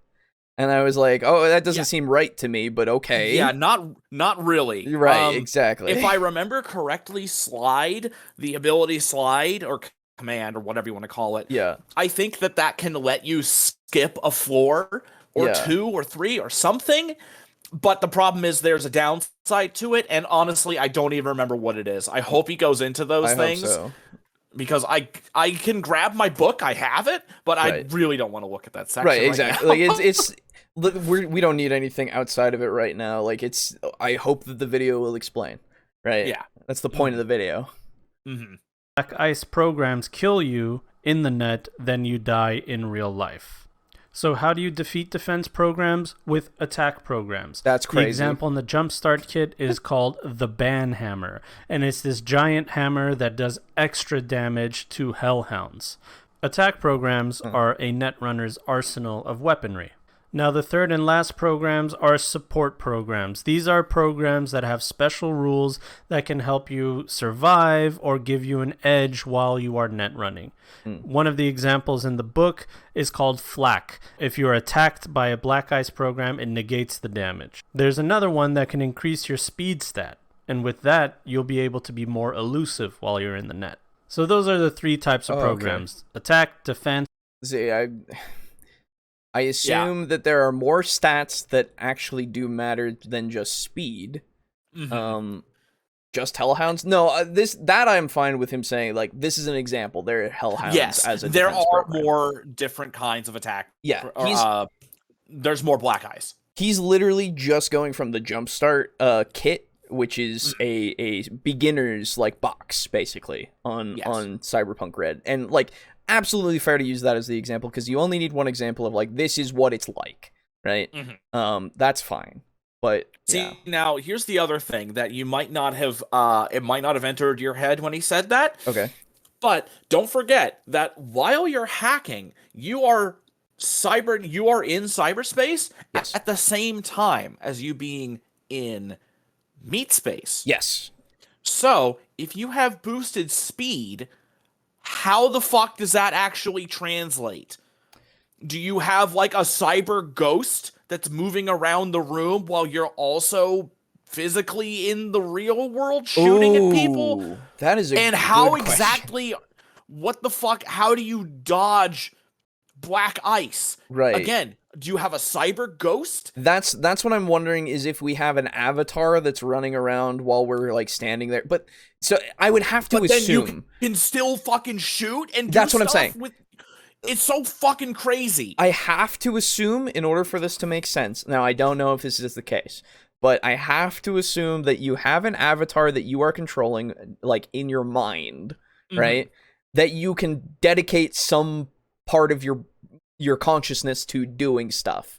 That can be described by the interface skill. Exactly. And then while you're doing that, you are able to do stuff in meat space that you can also consciously have, right? An awareness of. That's the only way that can work in this kind of context. It's so fucking weird. Right. It's because we're trying to make a more stylized representation of hacking, right? Yeah. Because otherwise it would just be I'm in and I'm doing code in the background while I'm doing other things, right? Yeah. That's all it would be. But it's fine if this is it works kind of like a video game if I'm wrong or if I'm not wrong. Yes. That's what I assume it is. You're playing a video game in your head while things are going on around you that you are also aware of. Yeah. It's a weird thing to wrap your head around, but you can wrap your head around it very easily. I think. Understand it, I do not. Well, okay. So okay, let me lay this out for you. How I understand it is you are a hacker man, yes? You go up to hacker man point. And you go, "Okay, I'm plugging in." And then you do so, and while you are plugged in, you don't have to physically plug in, right? But you connect to the point, and you go, okay, now while I'm connected, there is a little me running around in cyberspace, or however you want to depict your avatar, I guess. It would be interesting to have that as like your description of what your avatar looks like in cyberspace. They are exploring. They're doing a dungeon basically, right? For D&D. They're going through, they're exploring this net space, fighting monsters, quote unquote, which is just them going against like security programs. And then while this is going on, you're able to control that while also being able to look around you in the real world and able to literally just move around and interact with things, though that will take up your net action. Yes, your action in the net, like if you do more than one thing in the real world. So it's like devoting your entire consciousness to either being in real life or inside of the net. Mhm. It's I don't know if I'm explaining it well, but I understand it, at least at this point, in that context. Yeah, and the way that I could understand it is, since everything technically in, the cyberspace is a program, Yes. you essentially, your interface skill is your ability to create an avatar of whatever it is that you want, and then be like, okay, my avatar has this, and this, and this, and this. Yeah. Now fucking go. Exactly. And you just shoo them away. It's like, okay, go find the, who's Yeah. a good boy? Who's a good That's hacking? Who's a good virus? Now go turn off the lights. That kind of Yeah, shit. and every time it executes its action, you're then re-putting another bit of code into it to have it do another action, right? Yeah. Now I have no fucking idea how that would translate to the black ice killing that and killing you. So in my head at least, it's a feedback loop of like the thing being tied to you and that somehow giving you pain because of it, because it's sending a shock through your system, like through the net somehow. Yeah, it's like That I'm less. Yeah, that's more. I can just wave my hand and go, I guess so, sure. yeah, it's like, yeah, why not? Yeah, you gotta have some kind of consequence to if you get killed in the net. Yeah, but I hope you can see why this is. It's absolutely, complex. It is complex. To me, this is absolutely the worst part of Cyberpunk, which Sure. is like everything else is buttery smooth. Everything else. This is the one thing that is like, you gotta be fucking like good at fourth dimensional trigonometry Right, to figure this shit out. It does not sound like weak-minded folks would be able to do any of this if it was real. Yes. Yeah. Well, so this is the thing. I assume that anybody could if they had the implant, right? Because then it is what gets you to be able to do it, because it's enhancing you in a way, right? Well, that's the thing. I don't think a street samurai, if you get that implant, it doesn't just give you the interface. It doesn't give you that skill. Oh, okay. Yeah. Because that kind of an implant allows you to mentally, it allows you to mentally turn off the lights, but it doesn't allow you to go into the net architecture and fight off black ice. Oh, okay. So think of it kind of like a net runner. When a hellhound sees a net runner, they see an enemy hellhound. Yeah. But if a hellhound sees just a person with an implant, they see like a bacteria. Yeah, it's nothing. It's like that. Them. Okay. There's no need to that bacteria can't do anything in here. It's fine. Gotcha. That kind of a thing. Okay. This game's fucking and weird. Support. Now let's talk about the most exciting part of the new Jumpstart Kit rules for Netrunning, at least for me personally, and that is the new creativity aspect of it. Maybe this creativity was there the whole time, but like I said, I wasn't able to grasp the rules of Cyberpunk 2020's Netrunning as well as I wanted to. Therefore, okay, so he did read them. Well, so he's talking about how he read them in the past. Remember, he's always said that this was way before. He didn't read them for the video to try to understand them, but or do any research outside of the book itself to try to understand them, to give an explanation of how they're different or anything. It's disappointing. It really is. Yeah. I'm a weak-minded folk. Well, that's the thing. I would also be. I don't think I could do it myself. Yeah, I wouldn't want to. I'd rather be a fucking fixer, honestly. Yeah. Fixers are cool. Makes sense. It would not give you the interface. Yeah, it makes more sense. It's just one of those things that is a skill that you can, like, it's literally a hacker will, make their program to make it so that they can do it, right? They have tinkered. That's why the Netrunner is the way that they are, and if you're not a Netrunner, you don't know how to do it. It's fair enough. With this, it's opened up a whole new avenues in my brain of creativity, and we'll go straight into it right now. Earlier, we talked about this is we're just in something that isn't part of like how Netrunning works. Like, I think this is the worst, like most bare bones way to have done it to make it so it's understandable. Like, this is its own thing that you can talk about in a different video. Yeah, this is completely unnecessary. I think you didn't do a great job at breaking down Netrunning. Yeah, because if I didn't have that explanation, you wouldn't have any idea. I would have no clue, really. Yeah. He just offhandedly mentions, "Oh yeah, if you kill the thing in this level, you can go to another level." It's like, okay, well now I get that in like 7 minutes in when I'm deep in here and still not knowing what I'm doing. It's like, okay, but, yeah, it's like you're drowning in an ocean. Someone throws you a water wing 10 minutes in. Right? Yeah, a single water wing. And like they threw me a board of like how to put the water wing on way before, but I could barely read it. And it's like, I don't know. Yeah. I don't know why you did this to me. Like, all these things that I could do if I'm a netrunner, I don't understand why you didn't tell me to do any of them. Not to mention, why did you blur out the text of the fucking abilities? That was so fucking weird. Yeah. So, you know what? Hang on. You keep playing it, and I'm going to grab my book. Sure. Hellhound, a Black Ice program that is in the Cyberpunk Red Jumpstart kit. Now, what that did for me is I thought to myself, well, what other programs are there? The Jumpstart kit doesn't offer you anything else other than that. Obviously, there will probably be more in the core rulebook. Right. So my brain started racing. I took the stats of the Hellhound, made it a little bit weaker, and decided to call it a Black Knight program.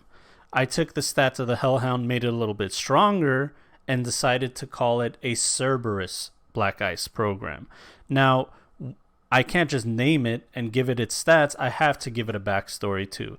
Maybe the Black Knight program is more common. Maybe it's one of those things that you can buy at the dollar store. That's how easy it is to get your hands on something like that. Sure, this is fine. Like, yes, you can. Like, I understand how you got this creative impulse to make other programs. That's the same as if you saw monsters in D&D and like you wanted to make new monsters out of this example monster. Like, yeah, absolutely, this is creative. There's nothing wrong with that. Absolutely nothing wrong with it. I need to understand how netrunning works. Just. Maybe a Cerberus is a very rare program and only the rich and famous have access to stuff like that. Sure. And think about car manufacturers. With the new advent of technology, I'm sure they're going to put Black Ice programs in their vehicles. Well, what does a Ford Black Ice program look like? Or a GMI Black Ice program? What would they put in there? You know? Well, the one in the Ford is a nice big old horse, because it's built Ford tough. Mm-hmm. Big old fucking like Clydesdale. Clydesdale, exactly. Yeah. Yeah. You got about 16 of them running at you, and that's a whole horde of them. It's fucking. That would actually crazy. be pretty sweet. But yeah. All right, it's lunchtime. Time to eat cereal. Do it. All right. This video is not working, by the way. Thank you, Boo, for telling us how it really works. You're welcome. There you go. What would it look like? How would it feel? What are its stats? And do they put it in all their cars? Did you say how would it feel? What the fuck? It's a program. It doesn't feel. It's just minor. Maybe it whatever. does. You don't know that. Yeah. I don't want my sex bot to feel. God. Well, what's the point if they don't? Or only some of them. As you can see, the possibilities are endless. Then we'll move on to attack programs. Oh, true. You know what? Yeah, Rams. The trucks would have a yeah. The Dodge Ram, that would be a thing. Yeah, you're right. In the Jumpstart kit, we have the Banhammer, and it does extra damage to Hellhounds. Wow, that really sparked my creativity, especially that second part, extra damage to Hellhounds. What if these attack programs are designed for specific Black Ice programs, like the Ford one we talked about, and it's called a flapjack or some weird thing like that? A carjack, and it's a crowbar, and it utterly destroys Ford Black Ice programs. Okay, so here's the problem with that I see with those, and maybe you'll get to it, but things that are very specific like that, I would have be harder to find, harder to acquire, because people would have more generalized things that were netrunners probably for a majority of the time until they get to a black market of them in some way of like trying to trade programs and buy them off of other netrunners and such, right? Because they're not just going to give you that shit. Like, that's not just a thing that everyone will have. That's insane to me. Like, this is given to you because, one, it's part of the Jumpstart thing, and two, I can kind of understand it being like the thing that this guy made. Whoever the netrunner is that you get as the starter box set person, right? Yeah. That you can just jump in and play as. Slash make one for. I can believe that, but I also don't like, and I could be wrong. If I looked at the actual thing, there might be a bunch that are literally like, yeah, this one does better against these programs, and like that could be just a baseline kind of thing that they have. In which case, sure, I guess, but I would think that we would have more specialized things be harder to have. Yeah, they are. Okay, cool. They would be. And you can get it on the black market, and it's written by this guy and that guy.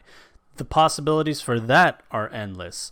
Now we're getting into kind of like a fantasy element of it. That's very D&D-ish, to have a weapon that is a magical weapon that does special things because it is a type of weapon that does that kind of thing. What if one of the attack programs is a giant sword that is similar to one that an anime character would wield, because the guy that wrote that program is a huge fan of anime? Sure. What about some ultimate nunchuck programs with one swing? Oh my it God, can we get shatters on into with a it? million We get pieces, but it. can destroy a Black Yeah, Ice I mean, program in one hit? I get it. Like, cool. I'm glad you felt it, like all this creativity spark from this. That's fine. But Yeah, I don't this know. has nothing to do with a breakdown of net running. Yeah, I'm sorry. I mean, it was part of the title card thing that you put up, but at the same time, like, again, I don't think this is earned. If you had a fantastic section of like, this is how net running works, I would give you a lot more leeway in this section, honestly. What about a bazooka Oh, attack Jesus. program that doesn't do that much damage to Black Ice programs, but destroys a whole control node in its wake? Oh, Now, the wanna third do factor that. about the creativity of that seems like a horrible idea, actually. Yeah, Um, because you're in that shit. Yeah, Why would you want to do that? would that not just knock you out? You wouldn't be able to go through to get to another, like, level, would you? I guess if you want to just basically, it would be the same thing as like shooting out the console, and so Yeah. now you can't use it. Yeah, but exactly. That does not seem smart if you're inside it. I guess it would be good to use as like a thing for if you want to destroy something, but it would be like a timed thing so that you could get out, right? Yeah, like a Metroid kind of thing. Exactly, because like otherwise like the problem, of course, inherently is that if you die in the game, you die for real, right? Yeah. Or at so- least if a black ice kills you. I would extend it to if you die in the program, whatever it is, right? Yeah. Like, because that just conceptually, that's the logical progression here. Yeah, it starts getting a little bit. It starts getting a little bit psychic damage and normal damage in D&D. Yeah, exactly. So like, we'll just call it a spade and say if you die in the thing, it all like we'll just die. Yeah.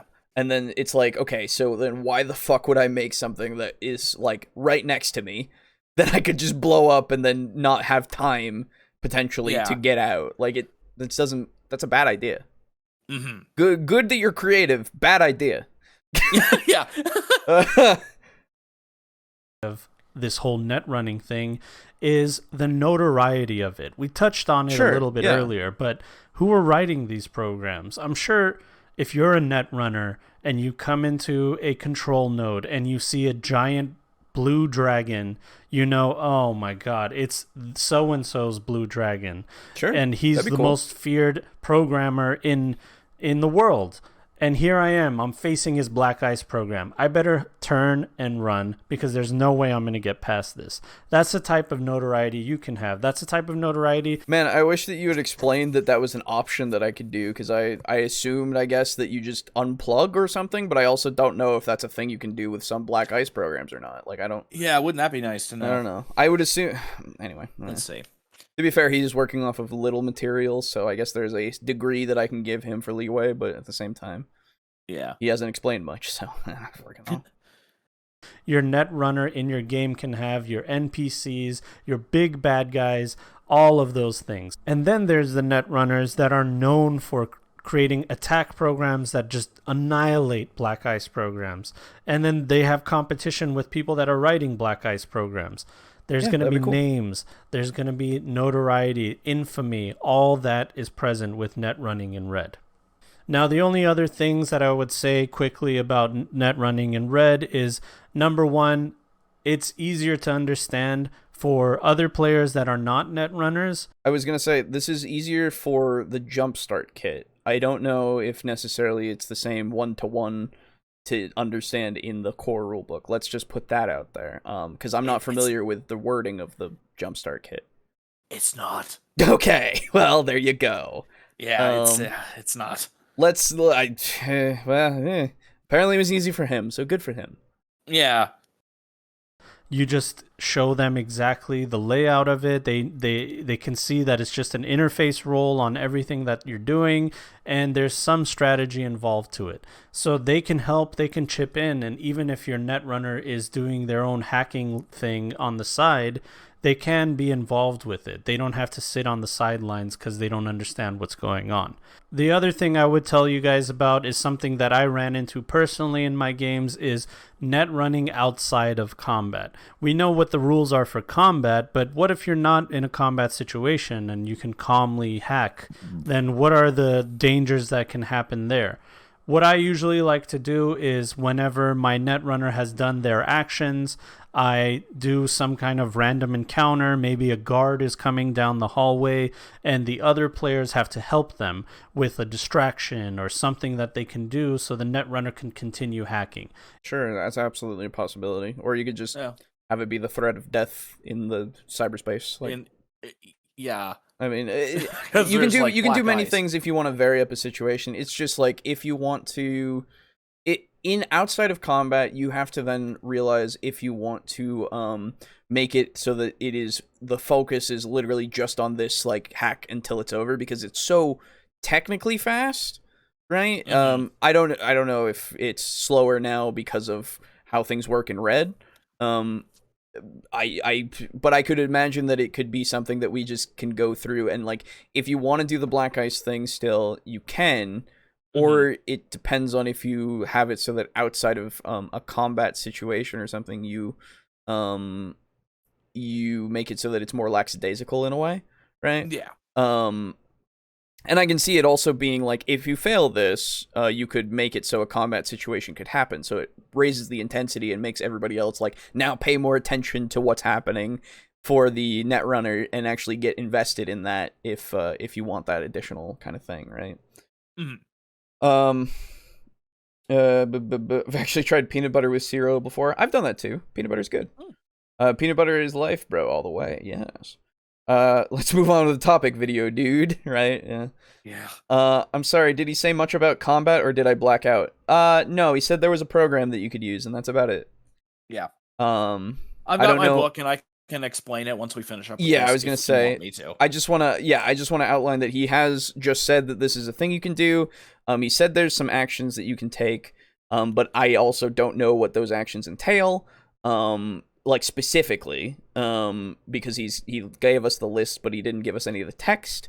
I don't know if there are rounds technically inside of a combat situation, right? In net running? Yes, inside of the cyberspace. Okay, there are.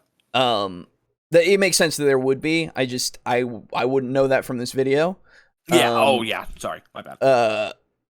I guess it's one of those things of like, my brain knew that there were rounds because he had the section of meat space and net running being their separate things you can do on a turn, but I thought that the turn itself was kind of the thing, and inside of the actual net running like battle is there rounds there too.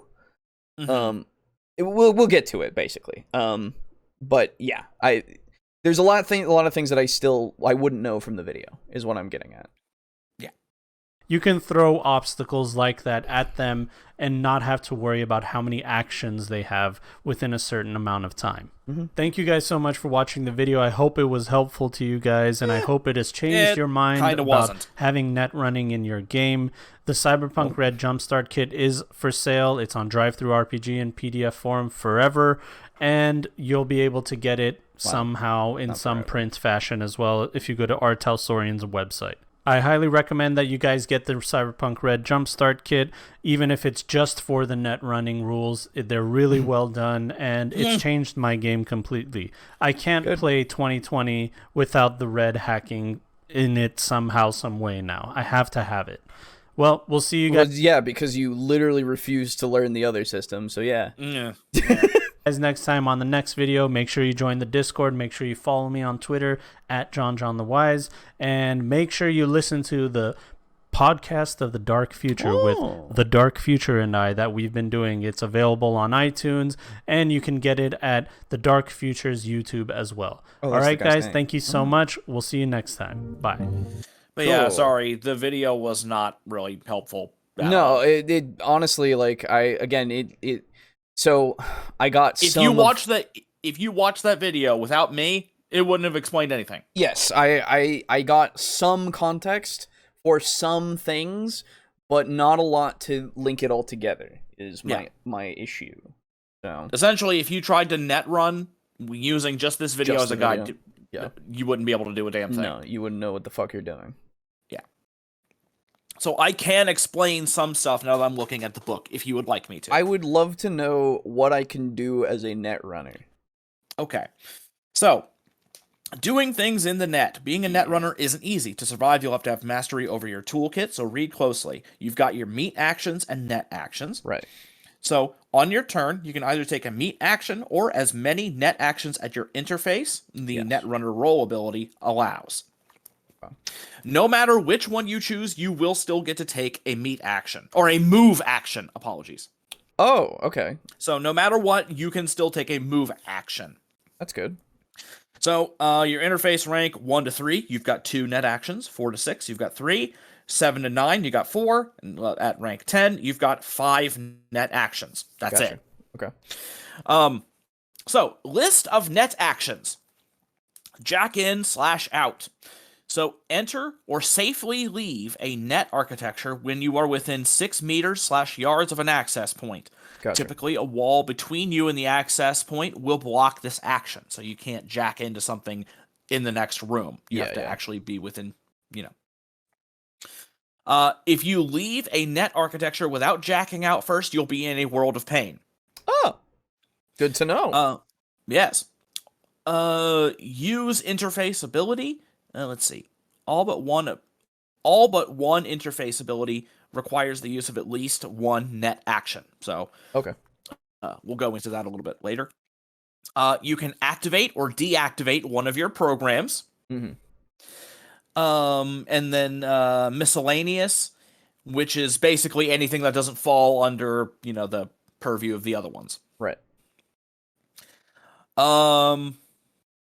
Okay, so jacking in or out. Using a net action, you can jack into a net architecture while within range of one of its access points. Being jacked in is a prerequisite for doing anything in an architecture. Moving out of the access point's range while jacked into the architecture jacks you out, but it leaves you vulnerable. Mm-hmm.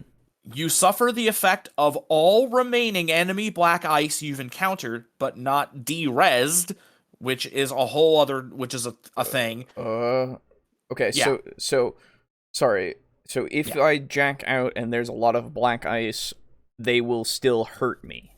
No, if you don't properly jack out. So like if I Yes. were to move away from the point without doing the jack out action, Yes. then I would suffer. You get hurt. Okay. See that? Yes, then Yes. you get hurt. Okay. And hilariously, they haven't actually explained the term de-res and res yet.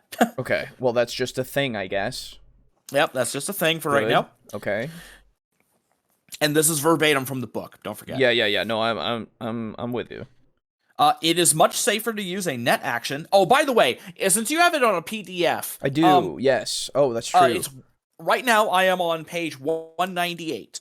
198. Okay, I'll pull it up for the stream. Give me a sec. Yes, that would be a good way to do it. Yeah. That way you guys have something to look at to follow along with. Okay, let me get away from that. Get to that. There we go. This is the PDF that I bought. So 198, and we are on. Okay, Jacking in left or page, out? jacking in or out, and I'm on the second paragraph. Yes, much So safer. Here we go. Yeah, it's much safer to use a net action to jack out. Jacking out resets the defenses of a net architecture, meaning you have to start your run over from the very beginning, Okay. which can only be done by jacking back in. Yeah, that makes sense.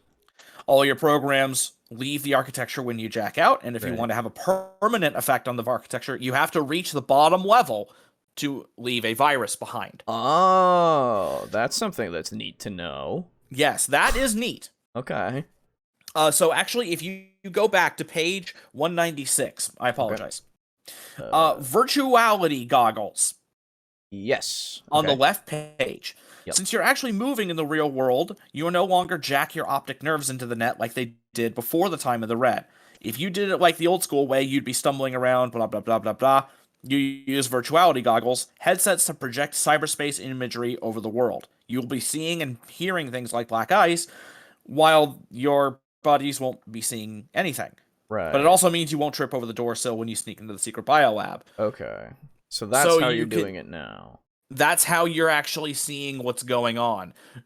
But that starts to imply that you see what I'm saying here? Yeah, yeah. So You're like, seeing through your real world eyes into cyberspace, yeah, but you're still dodging a program yeah. with your speed? Again, I guess what I'm seeing it would be is you're seeing a little literal dungeon progression. Like you're playing D&D on like in your view while you're Yeah. able to look around.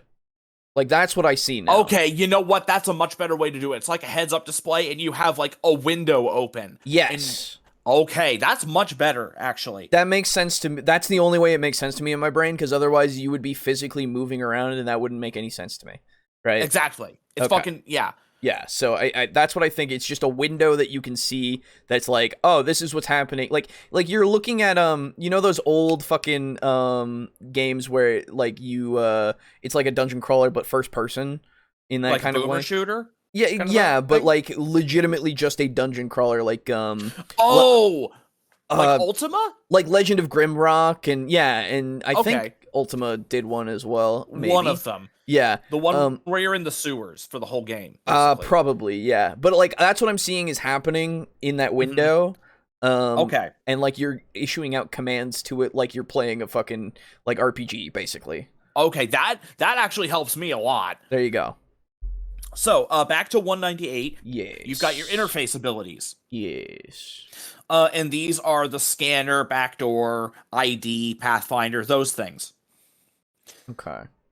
Um, Yeah, okay. So scanner lets you do meat space. that lets you find you use a meet action to find the meet space location of the access points.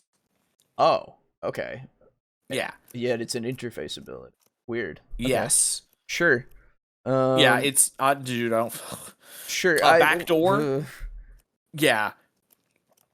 So yeah, you can break through passwords using a net action. Okay. If you Or knew the if you know the password- password, you can just input it. Okay, and it doesn't cost an action, I would assume. No, it would still cost because it doesn't say it doesn't. Yeah. It costs an action regardless. Okay, so what's the point of getting a password? That's unless that's not the case. There is an errata that came out, but I don't know if it changes this stuff. I guess we'd have to look and see. Yeah, I have a copy of that somewhere actually. Also, okay. Let me see. Let me bring it up here. Yeah, core book errata 1.25. I have here. Okay. It would be what, page 2? No, none of this is anything in that area. Okay, never mind. Okay. So yeah, I guess that'll just continue to cost that action. Cool. Well, I mean, honestly, in that case, since there's no errata, yeah. I would just rule that if Me you too. know the password, yeah. Absolutely, I would as well. Yeah. But the problem is that it's not in the book. That's the right. problem. Yeah. Cloak, it lets you basically mask whatever you do in there, as well as any viruses you put in. Okay. So that way they look at the system as like, all looks good to me, you know. Yeah, yeah, and they have to beat your DC or your DV, excuse me, for it. Okay. Yeah. Let's see if that's there. Okay. Yeah. Control. So, control lets you control the meat space shit Yeah. that you're interacting with from the net. Oh, okay. So, like, if it was, like, the light switch, let's say, and you're on that level, you use control and it turns the light on or off. Yes, Gotcha. exactly. Yeah, okay. So that one's pretty simple. Yeah. ID allows you to know what a found piece of data is and how valuable it is. Okay. So your identify. Pretty much. And then Pathfinder, you said before, yeah, that's the... Yeah. look Uses through a your net action to entire action. partially reveal the map of the net architecture. The higher you roll, the more you learn. Yeah. It generally tells you what's in the net architecture, but not the DV of anything. You can see into the architecture, a number of floors. Slide. You attempt to flee combat with a single non-demon black ice program as a net action. They're just bringing in all these fucking terms that they haven't even explained yet. Yeah, like... Because 196, that page, that's the beginning of net running. Yeah. That's like, where it starts. I guess I can assume that is a special thing, right? Yeah, it's a special kind of black ice. Right, yes. so they will explain... Like, I'll let it go, because, like, they'll explain it later, I suppose, but... Yeah. It's still a problem, though. I would think that you would want some terms beforehand so that you don't just look at this and go, what is that? Yeah. But, so you're able to slide against the program's perception plus 1d10. You can escape the black ice to an adjacent floor, but not past a password or other net obstruction. So you can't use slide to sneak past a thing. Right. Only do it once per turn. There you go. And then if you slide past it, it stays there, and you may have to deal with it later. Right, yeah, when you get out. And then virus. Own virus in the architecture, perform up to 2 actions or changes within reason. Using this ability is only going to make a change to the net architecture to persist after they jack out. Okay.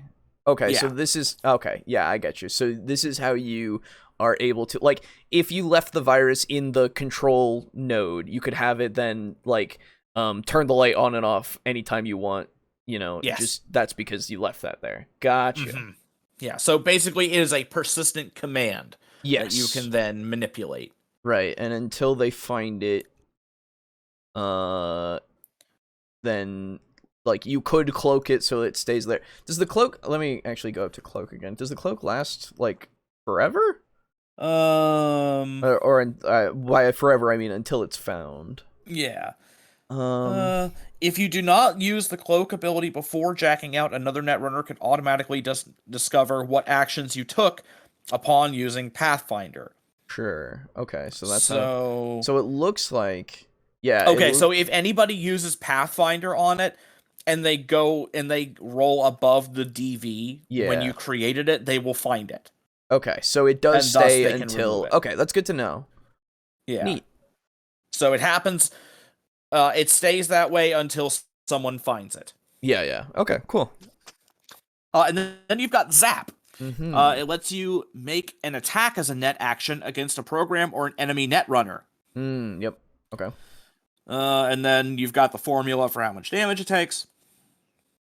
Okay, so defeating a program.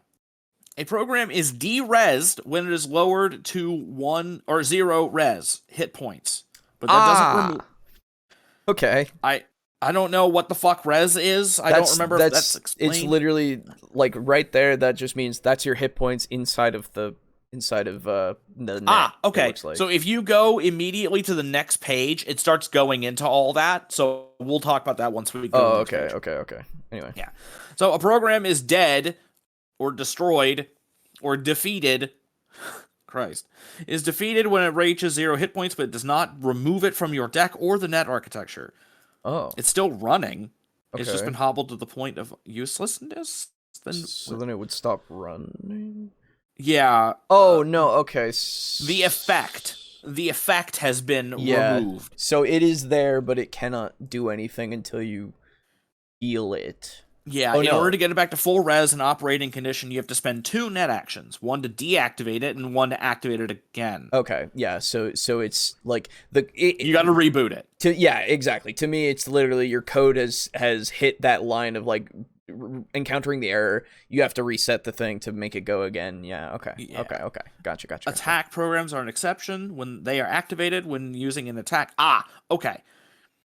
So basically, an attack program is you fire a gun. You don't have to reboot your gun to be able to shoot it again. Yeah, exactly.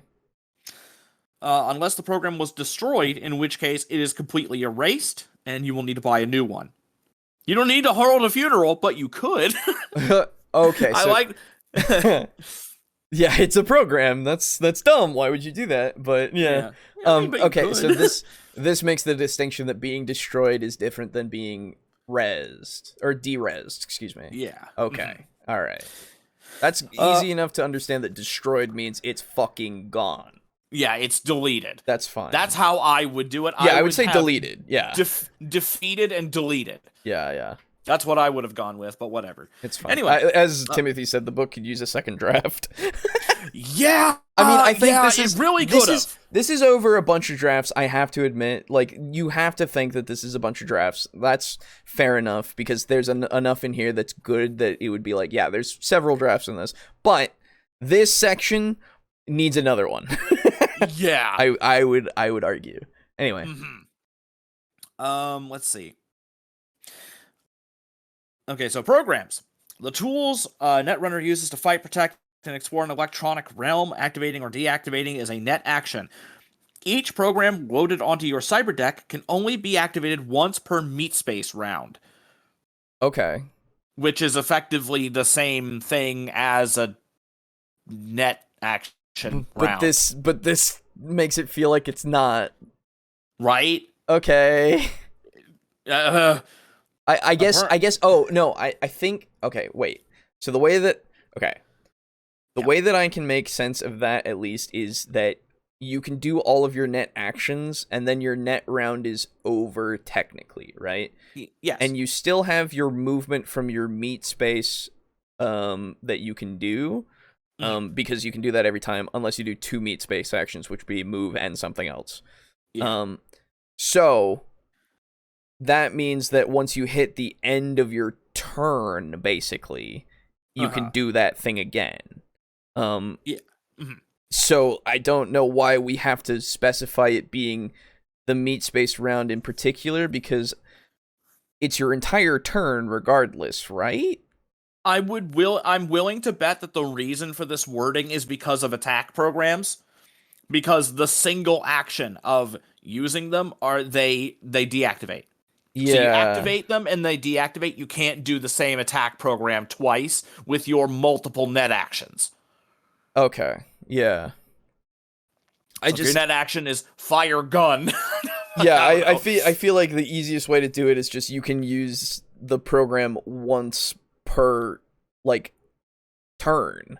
Yeah. Right? Like that's all you need to say there. Yeah, it Again, doesn't need to be meat space round. Just say per round. Yeah, in general. Because both of these are part of the same thing. I thought from my understanding, I thought they were both the same thing in a round. Like yes, they were both options in a round, right? Yeah.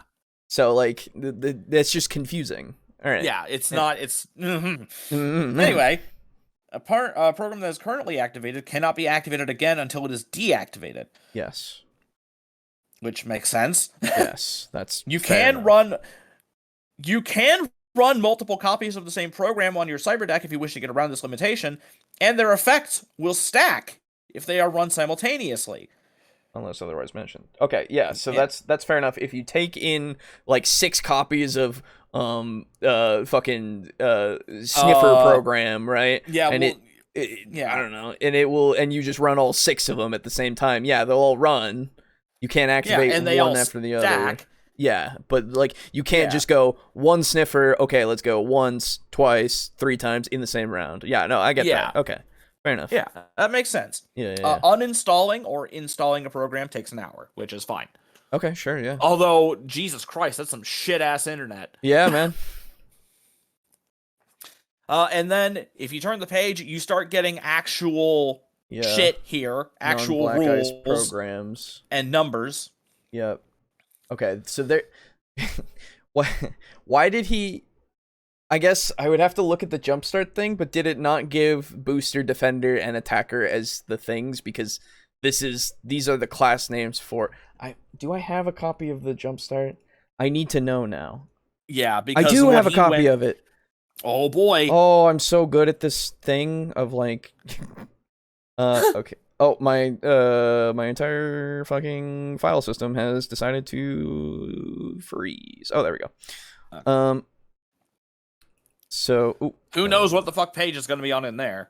Yeah, I'll look in the index hopefully, and it'll. What get the me there. fuck? The program armor. The effect is lowers all brain damage you would receive by 4. Ah, Aiden should have had one of them. That's right. Oh god. Jesus Christ, man. I guess it would be getting it done. Role playing. It could be in net running. Is there a section on no, net running? Here we go. We're in net running here. Okay. Okay. So we have that table of it. We have those. The 3. Yeah, in this it says boosters, attackers, defenders. Why did he call it support? I don't know. Yeah, whatever. He didn't read it. That's just what he chose to call it. I guess for whatever so. reason. That's how he kept it. True, he did say this I is how remember. he put it. Yeah, but what is so hard about booster? Booster, exactly. I don't. Whatever, it's fine. That's Yeah, how anyway. he did it. That's fine. Guns getting Yeah, rebooted is funny to me. Yes. Yeah. Anyway, So you can see all the how to read the program tables and all the what the terms mean. res, And then is you the see hit all points and these- such, yeah. Yeah, these things. Okay, yeah, and then we have Eraser C, Speedy Gonzalez. Hey, nice. No, Speedy Gonzalez. Gonzalez. Right, because we can't do Gonzalez. No. Yep. Bye, guys. It's been fun. See ya, JR. Yeah, see it. And then there's the band hammer. Yeah. So we got those. And you can see how much these cost, actually. 50 EB every costly. Yeah, those are everyday costs. Yep. Okay, so yeah, those aren't And things that then- you can get right off the bat. And then Yeah. sword. There you go. It's literally It's just a fucking sword. yep, and it does damage to it's Black your, ice. it's your it's one of the hold on. Huh. Yeah. It is. Yeah, it's getting late. You're good. It is one of the like non specific ones, but it is Yes. still costly. Yes. Yeah, all of these are costly. Okay, yeah, so all of them are specific enough, but the ones that are really specific are horribly costly. Yeah. Okay, that's well, fair. I suppose it depends on how often you're getting Eurobucks. So True. But I guess if you're investing in it, like this is if one you're of a those net things. runner, this is what you do. Yeah, you don't really go for too much else, Yeah. I guess. And then Black Ice will use 2 slots in your deck. Okay, so you can actually bring in Black Ice, which is good. That makes sense. Yes, you can actually have your own black ice to support you. Yeah, that's good because then you're gonna have a little buddy while you're in there. Yeah. And then you have all So- these. And then you see the kinds of black ice programs, and that's where they Yeah. finally describe the demon. Black Ice intelligence system that operates control nodes to defend their net architecture or a physical space by targeting the Netrunner and their party in meat space. These are too big for cyber decks. Oh. So a demon would effectively be the kind of thing that not only will fight the Netrunner in cyberspace, but it will also turn the building's turrets on the party. Okay. It's cool. that kind of shit. They're like real dangerous and Yeah, they're- smart. Bad. Okay. Pillars, I can deal with ice. Okay, yeah, and then we have all these types, which are pretty cool. Yeah, so let's see here. When you encounter an enemy black ice laying in wait in an architecture, you roll your interface plus any speed bonus you have active. Plus 1d10. Okay, interface plus speed plus 1d10. Mm-hmm. If it beats your check, suffer its effect immediately. It's then placed into the initiative queue at the top, one number above the entity with the previously highest initiative. So it will always go first if it wins. if it wins. Okay. So then It'll attack. In the case of anti. Okay. Yeah. Okay. Will chase its target through the entire architecture until it is derezzed or eluded by a netrunner who successfully used the slide interface ability. See, that's important to know. So you have to get rid of these things. Yeah, or you get have away. to destroy it or Yeah. derez it or whatever. Once you've encountered it, I assume, because Yeah, before that, it wouldn't know that you're there. exactly. Anti-program Black Ice will continue to follow an enemy netrunner until they are derezzed or slid away from, Yeah. even if they have no programs rezzed, as they are coded to view enemy netrunners as a program source. Oh, okay. So that one will see you as soon as you get in. Okay, so basically, the first set, the Black Ice, is a sentry, right? It sits there and it waits for the thing to get in its view, and then the second one is a guard dog. It smells the air, and as soon as it hears that something's in there, it'll go for you. That's my interpretation so far. Just to make it so that it makes more sense to me, because that's what I get from that, at least. Although, I'm not sure. I think because it seems like it will fall even if they have no programs rezzed. That's the difference between Black Ice and anti-program Black Ice. So does that mean that Black Ice won't attack? Here we go. The slot. Black Ice that are eluded by a netrunner's slide abilities stop following their target and become a Black Ice lying in wait in the architecture, exactly where their pursuit ended as described above. So, So does that mean the anti-program will continue following you even if you slide? No, because it says that as well. So what I think this says is that. Wait, why does that say? You see why I had so much? I'm dumb. Oh. I'm dumb and you're dumb. Okay. Okay. One of them's anti-personnel, one of them's anti-program. One of them goes specifically after personnel, one of them goes specifically after the programs. But it doesn't matter because the anti-program will continue to follow the enemy netrunner. Yes. So what that means is after the program is dead, it will continue to go after you. It focuses, I think, on programs first. And then once all programs are down, it will go after you, and you still have to escape it like an anti-personnel. If that makes sense.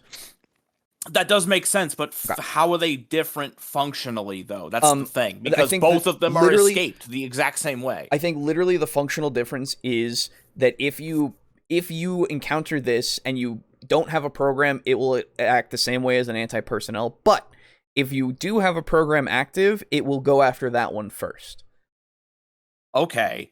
Right? So you can that is different enough. Yes. So the only difference is that, which makes sense to me in the sense of like one is designed specifically to stop the one who can make programs, and one is designed specifically to end the program. So like if you have both of those in the same room, they will act differently in what they attack first. Yes, okay. Yeah, that's good enough for me. I understand that now. Yeah.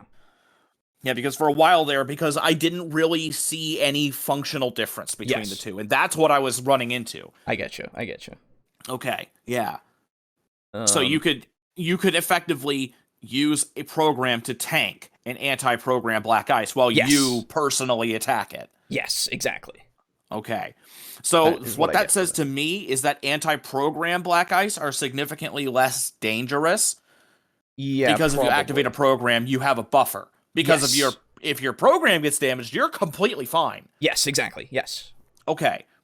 Whereas anti-personnel will go straight for you. Yes. Okay. I think we've come to a breakthrough. Yes. You see how hard this shit is to understand. It's just one of those things that you got to kind of sit there and kind of really think about for a second, right? Yeah. And it makes sense once you go from, oh yeah, this literally says anti-personnel, anti-program. Okay. Yeah. Because I knew get what it that. now. Well, I mean, I knew what that meant. Right, but, right. Like But the way they're described, it didn't really. it doesn't slot in point that out. Yes. Yeah. Exactly. Yeah. There's not too much else as I'm going through. It's just like your cyber deck and all that kind of stuff. And then yeah, it's your cyber deck, and then it goes into the different black ices that you can have. Later, it goes into the architecture, which I think I understand more so. It's literally like he said. Think of it less as what he said as an elevator. Well, it is an elevator in a way, but Yeah. like literally think of it as a dungeon. Okay, just Yeah. think of a dungeon layout that is linear. Mhm. The first floor is the easiest. It's your file floor, as it says in this example. Oh, which page are you on the? This is on page what? 210? 209. Oh, okay. Okay. Building in yeah. that architecture. Yeah, I think architecture is literally just to tell you like the building is what it is, and then Yes. these are the floors inside, and that's really it. That's the only that's what architecture means. Right? Yeah. And so the problem is that, like, man, when I read it, it did not translate to me at all. Understandable. Well, now that I've explained to you my dungeon crawl kind of thought, Yes, that helps a lot, yes. honestly. Once you think of it like that, it's literally like this is a room, the next room is gated by whatever's in this room, if it is gating anything, and then you go to the next room. By the way, if we ever play Cyberpunk, and if I make a Netrunner, I'm gonna have my avatar look like, like old Doom. It's gonna look. Absolutely. That's how that shit is gonna look. Yeah. Oh, 100%. That's sick. But yeah, so you can see how when I was sitting there reading that, I'm like, what the what? Yeah. what? It takes a couple of reads, and It takes, honestly, the only yeah. reason why I'm where I'm at is because you already did the legwork for me. Yeah, because man, again, I had to find that shit on Reddit. I had to find, because like I could understand like probably 60% of it. I can understand it, but man. When there are some things that just don't make sense, my drive to be like, what does this mean? Why did they do it this way? Blah, blah, blah, blah, blah. It actually gets in the way of me understanding other shit. Yeah, totally. I can understand that entirely. It's like trying to walk down a path while you've got like something like your face is itching and you're not allowed to itch the face. Yeah. And it's like, I can't concentrate. This is too annoying. Oh, and just to answer the question, the book is 458 pages. Yes. It's not the biggest. Well, it's probably one of the biggest ones out there, honestly. Yeah, it's fairly big. Yeah. But it includes a little bit of everything. So it's kind of like there's no monster manual, there's no DM guide, it's everything. Yeah, everything. It's your core rule book. It's like Pathfinder in that way. Now, the only other thing that I wanted to make sure of is, I guess, does it ever talk about rounds in a different way? I don't know. I'm looking through, and I'll keep just doing a cursory scan here unless I see something that I need. Now, what are you trying to find out, like how long the round is and stuff? Well, so it was talking about. It doesn't do it, which I'm like I just reached the end of it. It doesn't make any other distinction because I was trying to see if there was any sort of distinction that I needed to know about because of it saying the meat space round, right? Oh, well, what I would do is go to the like a combat round. Because that's effectively what it can be. Right. I was just wondering if in the section, because they were making a distinction for some reason, if there was a justification, but I don't think there is. So I think literally just thinking of it as an end of a turn instead of one meat space round is like what you need to do instead, just to make that click better. Yeah.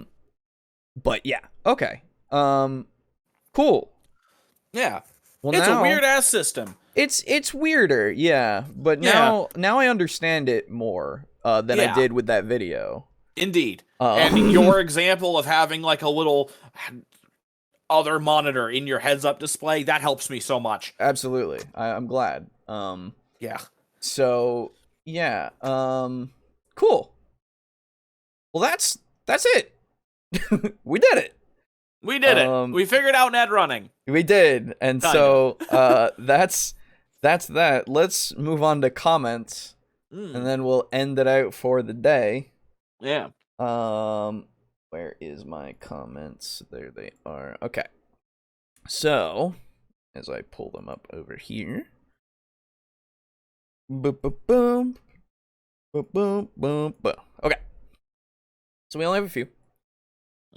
And of course the first one is from Timothy Martin. Oh, hey, you were in the chat. This was on Devils and Dice session 6. Oh. The piggyback ride for Champion the Cat at the start was 10 out of 10. Goddamn right. Also, here's some more cool bands for Aiden and Alejo too. Dying Fetus, Death in Flames, Ramstein, Carcass, Ramstein Carcass maybe? Firewind, the Who? A Mongolian band. It's HU, in fact. I don't know if it's pronounced differently, but and hell yeah, hopefully these bands are worth listening to, and have a nice day, bros. Thank you. Yeah. I'll make sure Aiden sees this. And then also Timothy Martin on last episode, Bards and Charisma. Overall, Bards are good. Thanks for the show, guys. It was great watching along, but I still do not know what Thai guy in video 2 is talking about. Oh well. Lol. Have a nice day. Thanks. Yeah, yeah, I don't know. But yeah, Bards are good. Yes. Well, okay, so I do know. He was talking about how he didn't like how other people use charisma. That's literally it. Like it was roll a d20 for the room challenge rating guy. Oh, yeah. Right. Yeah. Yeah. Glad I wasn't there for that one then. Yeah, fair enough. And then Lux on that same video said, to be fair to the guy in the first video, he didn't say bards were cowards. He just said that they were perceived that way. I'm not actually sure if that's true either, but maybe it is in his experience. At least it's not as egregious as saying they actually are cowards. True. I don't know if we did say that he said that. But the implication was there that this is how they were viewed, at least, and that's why we kept making reference to it. To be fair, I honestly, if we did say that, that he said that specifically, then that's not true. You're right. I guess we didn't make the distinction clear enough. So fair enough. Though now that I think about it, the character Edward in Final Fantasy IV was presented as something of a coward, or at least he saw himself as one. And one of his special abilities in combat was just to run off and hide. It was as useless of an ability as you might expect. So maybe that perception really is floating around out there. Or this person might have actually picked it up directly from Final Fantasy IV. On a side note, players tend to just immediately knock that character out so the other party members could take his share of the experience. That said, his basic attack with his starting weapon could put enemies to sleep, so he could actually be more useful than what was immediately apparent. He gets taken out of the party pretty early in the game and never rejoins it, though, so the extra experience is probably still more useful in the long term. Other than that, I'm not sure what else there really is to say. He just kind of talked about bards for a bit. It was definitely one of the videos of all time. Yeah! Thank you. Oh, Death and In Flames are two bands. Oh, okay. Thank you. Second video. It was hard to tell what his point was supposed to be. What he described wasn't so much a problem with charisma as just a potential problem with one way of handling charisma. Exactly. I'm not sure it's really that hard to play a character with a higher charisma than yourself. Your choice of words is really only one factor in whether a persuasion attempt would succeed or fail. Overall presentation, appearance, and the sound of your voice will also play a part. The player in real life might speak too quietly, stumble over their words, or whatever, but we can easily just pretend that the character delivered the lines better than the player did. Players should try to get into their characters, but that doesn't mean they have to put on a performance worthy of Broadway.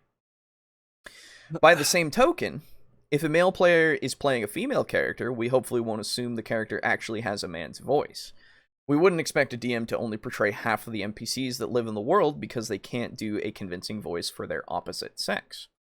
We can just as easily imagine a character speaking and presenting themselves more charismatically than their player. Yeah, the thing was, he kept, like, for some reason he had this idea that, like, you need to, like, he was against using the roles, though. So, like, his thinking would be that the player who isn't really, like, doing their role play and, like, rolling it out afterwards and us, like, accepting that as what happens because of the role is bad. And I was like, and, like, we're not, like, that's stupid. Like, that's not a thing that you do, like, generally, usually, because that's very, ostracizing. And it's not, it's just not something you want to do, really. This didn't come up in the video, but as far as the actual D20 roll itself goes, I'd rather chalk that up to a random luck factor than the actual performance of the character. Maybe to a certain extent, a low roll might involve a character missing a beat or giving off somewhat nonverbal cue that makes them look sketchy or whatever. But for the most part, I don't think a low roll should indicate that a normally eloquent character suddenly forgot how to communicate.